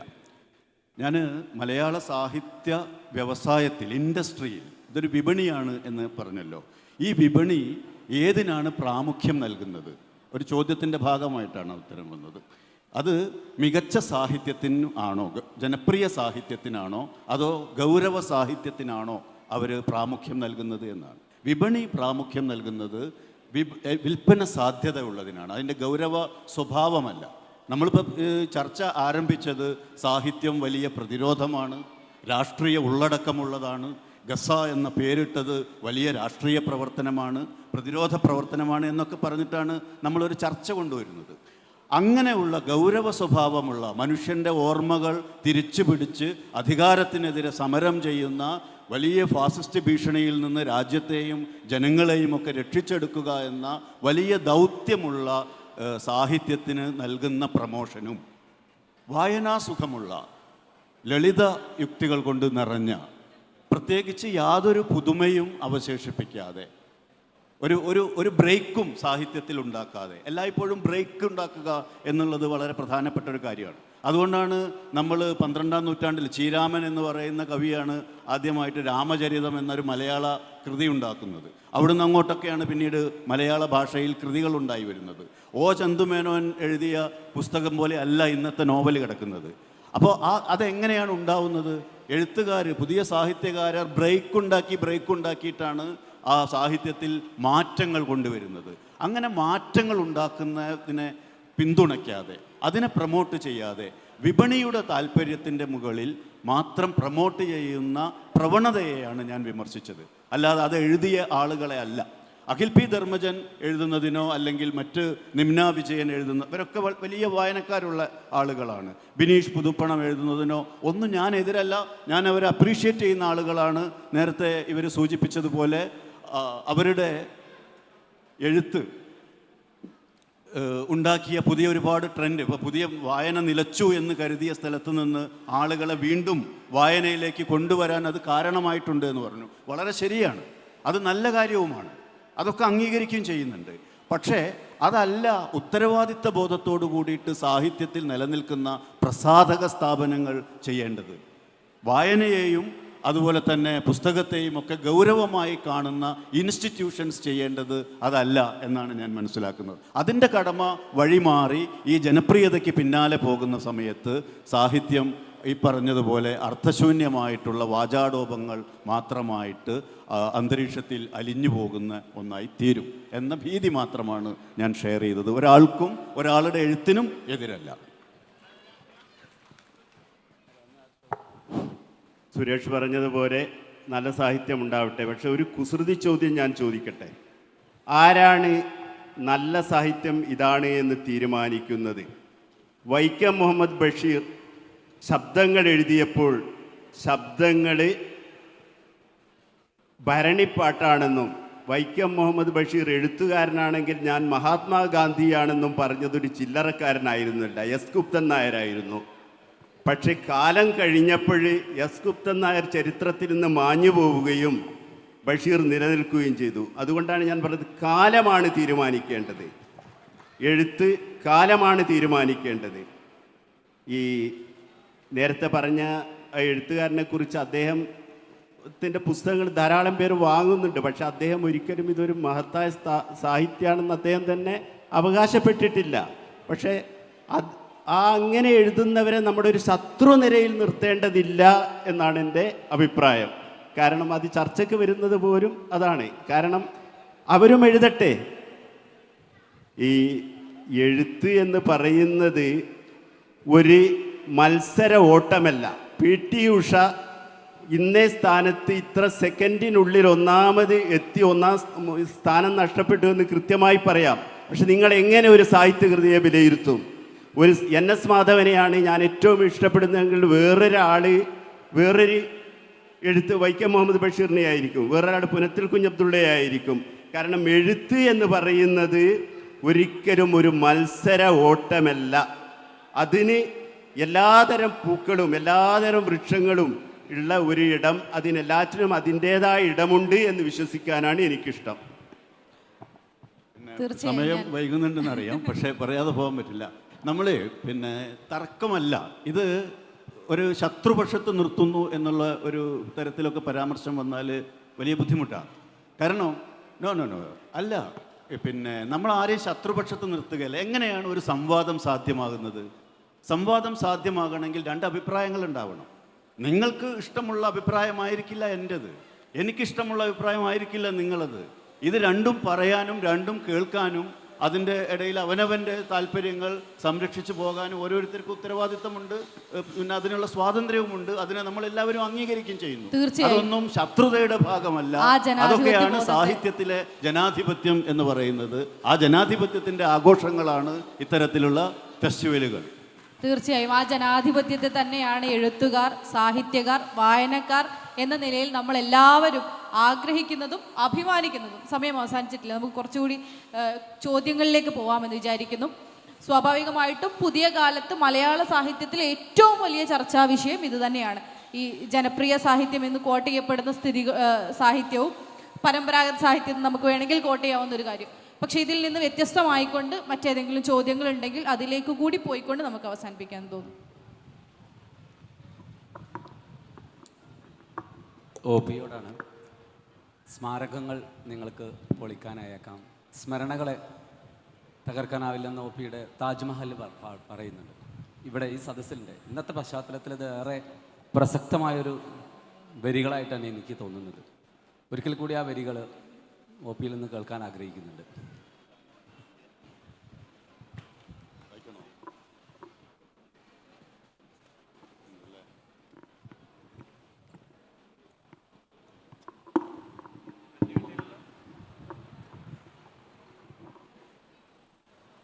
ഇത് താജ്മഹൽ എന്ന എൻ്റെ കവിത ആരംഭിക്കുന്ന വരികളാണ് ഇപ്പോൾ മാഷ് ചൊല്ലിയിട്ടുള്ളത്. ആ കവിത ഞാൻ ചൊല്ലാം. കുറച്ച് നീണ്ട കവിതയാണ്. അപ്പോൾ ഞാനിപ്പോൾ അഖിൽ പി ധർമ്മജനെയൊക്കെ പറ്റി പറഞ്ഞിട്ട് ഈ കവിത ചൊല്ലി അതിനിപ്പോൾ തന്നെ എനിക്ക് അതിനുള്ള പരിപാടിയും തന്നിട്ട് തീർക്കാൻ പറ്റിയൊരു സന്ദർഭമാണ് ഞാൻ ഒരുക്കുന്നത്. വേണമെങ്കിൽ താജ്മഹൽ ഇത് ഒരു നാടകീയ സ്വഭാവമുള്ളൊരു കവിത. കുറച്ച് നീണ്ട 5 ഭാഗങ്ങളുണ്ട്. 2 പ്രധാന കഥാപാത്രങ്ങളുണ്ട് ഇതിന്. അതിനകത്ത് ഒന്ന് ബാവുട്ടിക്ക എന്നൊരു കഥാപാത്രമാണ്, മറ്റത് അദ്ദേഹത്തിൻ്റെ മരിച്ചുപോയ ഭാര്യ മുന്തസ് ആണ്. സ്മാരകങ്ങൾ നിങ്ങൾക്ക് പൊളിക്കാനായേക്കും, സ്മരണകളെ തൊടാനാവില്ല. ബാവുട്ടിക്ക. ചെറിയ 4-5 ഭരണികളിൽ പല്ലുമ്മലൊട്ടി പഞ്ചാര മിഠായികൾ, പഴയ 3-4 തക്കാളിപ്പെട്ടിയിൽ പേന, പെൻസിൽ, നോട്ട് ബുക്കുകൾ, അത്യാവശ്യങ്ങൾ മാത്രം അടുക്കി വെച്ച് ഇല്ലായ്മയുടെ ഇതളു വിടർത്തി സ്കൂൾ മുക്കിൽ ഒരൊറ്റ പീടിക പുതുമഴയ്ക്കൊപ്പം മുളച്ചു. കുട്ടികളുടെ ആരവങ്ങളിൽ തളിർത്തും കളിച്ചിരികളിൽ ഉറച്ചും ഓണപ്പരീക്ഷയ്ക്ക് മുമ്പേ പീടിക 10ാം ക്ലാസ് ജയിച്ചു. സോപ്പ്, ചീർപ്പ്, കണ്ണാടി, ചാന്ത്, കൺമഷി, കുപ്പിവള, വഴിയേ പോകുന്ന ആവശ്യങ്ങളെ അകത്തേക്കിരുത്തിയ ചന്തങ്ങളായി. കുട്ടികൾക്ക് പിന്നാലെ അമ്മമാരായി, അവർക്ക് പിന്നാലെ അനേകരായി. ഇടതടവില്ലാത്ത തിരക്കിനു മുന്നിൽ താജ്മഹൽ സ്റ്റോർ എന്ന ബോർഡ് മിന്നി. പൊടി പൊടിക്കുന്ന കച്ചവടത്തിനിടയ്ക്കും ബാവുട്ടിക്ക ഇടയ്ക്കിടെ പുറത്തിറങ്ങും. നക്ഷത്രത്തിളക്കമുള്ള സ്വന്തം താജ്മഹൽ കൺകുളിർക്കെ നോക്കി നിൽക്കും. പിടിവിട്ടുപോയൊരു പ്രണയവല്ലരി ഓർമ്മകളിൽ ചുറ്റിപ്പിണയും. കലങ്ങിപ്പോകുന്ന കാഴ്ചയിലപ്പോൾ മുന്തസ്സിൻ്റെ പുഞ്ചിരി വളകിലുക്കങ്ങളാകും. 2. മൈലാഞ്ചി വളവിലെ മന്ദാരച്ചോട്ടിൽ വെള്ളിയാഴ്ചയിലെ ഉച്ചനേരങ്ങൾ വിജനമായി തണുത്തൂറിക്കിടന്നു. ഭൂമിയിലെ ഏറ്റവും ചെറിയ ശബ്ദങ്ങൾ മാത്രം പരസ്പരം പരതി നടന്നു. നിങ്ങളെന്താ പള്ളി പോവാത്തേ? ഇതല്ലേ എൻ്റെ പള്ളി. അപ്പം പ്രാർത്ഥിക്കാനോ? ഇതല്ലേ എൻ്റെ പ്രാർത്ഥന. വേവലാതികൾ ഒഴിഞ്ഞ ബാവുട്ടിയുടെ നെഞ്ചിൽ മുന്തസ്സിൻ്റെ കനവുകൾ ചിത്രപ്പണി ചെയ്തുകൊണ്ടിരുന്നു. എനിക്കൊരിക്കൽ താജ്മഹൽ കാട്ടിത്തരുമോ? നീ കൽബിലേക്കൊന്ന് നോക്ക്. മലർക്കെ തുറന്ന ഹൃദയങ്ങളുടെ അചഞ്ചല ലാവണ്യത്തിൽ അമർന്ന് ഇളം കാറ്റ് ചിറകൊതുക്കി. അപരിചിതമായ അത്ഭുതങ്ങൾക്കൊപ്പം ഉല്ലസിച്ച് നൃത്തം ചെയ്യുന്നതിനിടയിൽ അവൾ ഒറ്റയ്ക്കിറങ്ങിപ്പോയതിൻ്റെ യുക്തി അയാൾക്കിപ്പോഴും അത്ഭുതമാണ്. ജീവിച്ചിരിക്കുന്നവരുടെ സന്ദേഹങ്ങൾക്ക് മരിച്ചവരുടെ ലോകത്ത് മറുപടിയുണ്ടാവുമോ? ബാവുട്ടിയുടെ നെടുവീർപ്പുകൾ കച്ചവടത്തിരക്കുകളിൽ ഉലഞ്ഞു. 3. സെവൻസ് കളിക്കുന്നതിനിടയിൽ കുട്ടികൾക്ക് കിട്ടിയ പഴയ കരിങ്കൽ ശില്പം ദേവീ വിഗ്രഹമായി മാറിയതോടെ നാട്ടിലാകെ ഭക്തി കയറി തുടങ്ങി. സ്വർണപ്രശ്നം തെളിച്ച മാതൃകയിൽ ശ്രീകോവിലും നാലമ്പലവും ഉയർന്നു. നൂറ്റാണ്ടുകൾ പഴക്കമുള്ള ക്ഷേത്രം 101 ദിനരാത്രങ്ങളിൽ പുനരുദ്ധരിച്ചു. നിത്യപൂജയും വഴിപാടുകളുമായി ഭക്തജന പ്രവാഹങ്ങളായി. പറഞ്ഞാൽ തീരാത്ത വിസ്മയകഥകൾ സ്കൂൾ മുക്കിനെ അമ്പലമുക്കാക്കി. അകലങ്ങളിൽ നിന്നെത്തിയ അച്ചടക്ക സംഘങ്ങൾ സായാഹ്നങ്ങളെ സത്സംഗം ശീലിപ്പിച്ചു. എണ്ണ, തിരി, കർപ്പൂരം, ദേവീദേവന്മാരുടെ ചില്ലിട്ട ഫോട്ടോകൾ, ഭക്തരുടെ ആവശ്യങ്ങൾ അറിഞ്ഞൊരുക്കി താജ്മഹൽ സ്റ്റോറും ഒപ്പം ചേർന്നു. വിഗ്രഹാരാധനയ്ക്ക് വിഭവമൊരുക്കുന്ന അന്യമതസ്ഥൻ്റെ മാതൃക പത്രങ്ങളിൽ ഫീച്ചറുകളായി. ബാവുട്ടിക്ക മതേതര പ്രതീകമായി. 4. പതിവ് പോലെ രാവിലെ കട തുറക്കാൻ ചെന്നതാണ് സർ. ഒരടയാളം പോലുമില്ലാതെ താജ്മഹൽ പൊളിച്ചു നിരത്തി മുരിക്ക് മരങ്ങൾ നട്ടിരിക്കുന്നു. ദയ കാട്ടി രക്ഷിക്കണം സർ. ജീവിതത്തിലെ സമ്പാദ്യമല്ല, ജീവിതം തന്നെയാണ് സർ. ഗദ്ഗത മുടക്കി മുറിഞ്ഞു വീണ ബാവുട്ടിയുടെ സങ്കടങ്ങളെ നിർവികാരമായി വിലക്കി പോലീസ് ഓഫീസർ പുരികം ചുളിച്ചു. കടയുണ്ടായിരുന്നതിന് തെളിവുണ്ടോ? ഒരു നാട് മുഴുവൻ സാക്ഷി പറയുമെന്ന് ബാവുട്ടിക്ക തിരിഞ്ഞു നോക്കി. തലേ രാത്രിയിൽ ഉയർന്നു പൊങ്ങിയ പുതുപുത്തൻ സ്റ്റോറിലേക്കുള്ള നാട്ടാരുടെ പദസഞ്ചലനം കണ്ടു. കരുണ കാട്ടണേ, കരുണ കാട്ടണേ എന്ന് ബാവുട്ടിയുടെ പ്രാർത്ഥന കൂടുതൽ ദയനീയമായി. കരുണയല്ല, നിയമമാണ് രക്ഷകനെന്ന് ഓഫീസർ ഉദാരനായി. കടയുടെ ലൈസൻസും നികുതി രശീതികളും പരാതിയോടൊപ്പം കൊടുക്കൂ. ബാവുട്ടിയുടെ ശബ്ദം പാതാളത്തോളം താഴ്ന്നു. 1ഉം 2ഉമായി നുള്ളിപ്പെറുക്കി ഉണ്ടാക്കിയതാണ് സർ. പറഞ്ഞതൊന്നും ഇവിടെ ആർക്കുമില്ല സർ. കരുണ കാട്ടണം സർ. കയ്യേറ്റ ഭൂമിയിൽ അനധികൃത നിർമ്മാണം, വകുപ്പ് വേറെയാണെന്ന് ഓഫീസറുടെ ശബ്ദം വകതിരിവിൻ്റെ കാഠിന്യമണിഞ്ഞു. കണ്ണീരിറ്റിയ കവിളിൽ കനമുള്ളൊരടിയേറ്റ് വീഴുമ്പോൾ നക്ഷത്രങ്ങൾ മിന്നുന്ന ഇരുട്ടിൽ മുന്തസ്സിൻ്റെ തേങ്ങൽ താങ്ങി നിർത്തി. കയ്പ് നിറഞ്ഞ കണ്ണുകൾ വെളിച്ചം പരതി തളർന്നു. അന്ധകാരത്തിൻ്റെ ദൈവങ്ങളെ കൈകൂപ്പി തൊഴുതു വീണു. 5. ആളുകൾ തലങ്ങും വിലങ്ങും പായുന്ന തിരക്കേറിയ തീവണ്ടി സ്റ്റേഷനിൽ ദൂരെ നിന്ന് നടന്നു വരുന്നുണ്ട് കീറിപ്പറിഞ്ഞ ഒരു മനുഷ്യൻ. അടുത്തെത്തുന്തോറും അയാൾ ബാവുട്ടിക്കയായി പരിണമിച്ചു. പുറപ്പെടാനിരിക്കുന്ന നിസാമുദ്ദീൻ എക്സ്പ്രസ്സിലേക്ക് ഭാരമില്ലാത്തൊരു ഭാണ്ഡം കണക്കെ ബാവുട്ടിക്ക സ്വയം എടുത്തു വെച്ചു. പതാകയെന്നോണം കൈകൾ പുറത്തേക്ക് വീശി ലോകത്തോടൊരു യാത്ര പറച്ചിൽ. ആഗ്ര വരെ ഒന്ന് പോണം, താജ്മഹൽ ഒന്ന് കാട്ടിക്കൊടുക്കണം. സർവശക്തനായ തമ്പുരാനെ, അവിടെ എത്തിച്ചേരും വരെയെങ്കിലും അതാരും പൊളിക്കാതെ കാക്കണേ, അതാരും പൊളിക്കാതെ കാക്കണേ. ആ സ്റ്റേറ്റ്മെൻറ്റിൽ നമ്മൾ സാഹിത്യം സെഷൻ അവസാനിപ്പിക്കുകയാണ്. സ്മാരകങ്ങളെ പൊളിച്ചു കളയാനായേക്കാം, പക്ഷേ സ്മരണകളെ തൊടാനാവില്ല. ഐ ലവ് മുഹമ്മദ് പ്ലക്കാർഡ് ഉയർത്തിയതിൻ്റെ പേരിൽ മുസ്ലിം പേരുള്ളതിൻ്റെ പേരിൽ മനുഷ്യരുടെ വീടുകൾ ബുൾഡോസറുകൾ തിന്നുന്ന കാലത്ത്, നശിപ്പിക്കുന്ന കാലത്ത്, ഫാസിസ്റ്റ് കാലത്ത് സാഹിത്യത്തിന് കടമ്പകളേറെയുണ്ട്, കടമകളുമേറെയുണ്ട്. മലയാള സാഹിത്യത്തെയും ഗൗരവമായ സാഹിത്യത്തെയും ചർച്ച ചെയ്ത ഈ വേദി ഇപ്പോൾ അവസാനിക്കുകയാണ്. മുസ്ലിം ലീഗിൻ്റെ പഞ്ചായത്ത് സമ്മേളനത്തിൻ്റെ ഭാഗമായിക്കൊണ്ട് ഗസയിൽ നിന്ന് തുടങ്ങി മലയാള സാഹിത്യത്തിൽ അവസാനിക്കുന്ന ഈ സെഷൻ ഒരുക്കിയതിന് സംഘാടകർക്ക് നന്ദി പറഞ്ഞുകൊണ്ട്, അതിലപ്പുറം ഈ സെഷൻ ഇത്ര മനോഹരമാക്കിയ പ്രിയപ്പെട്ട PK Parakkadavu sir, Balakrishnan Olavattur, OP Suresh, വളരെ നന്ദി. Thank U.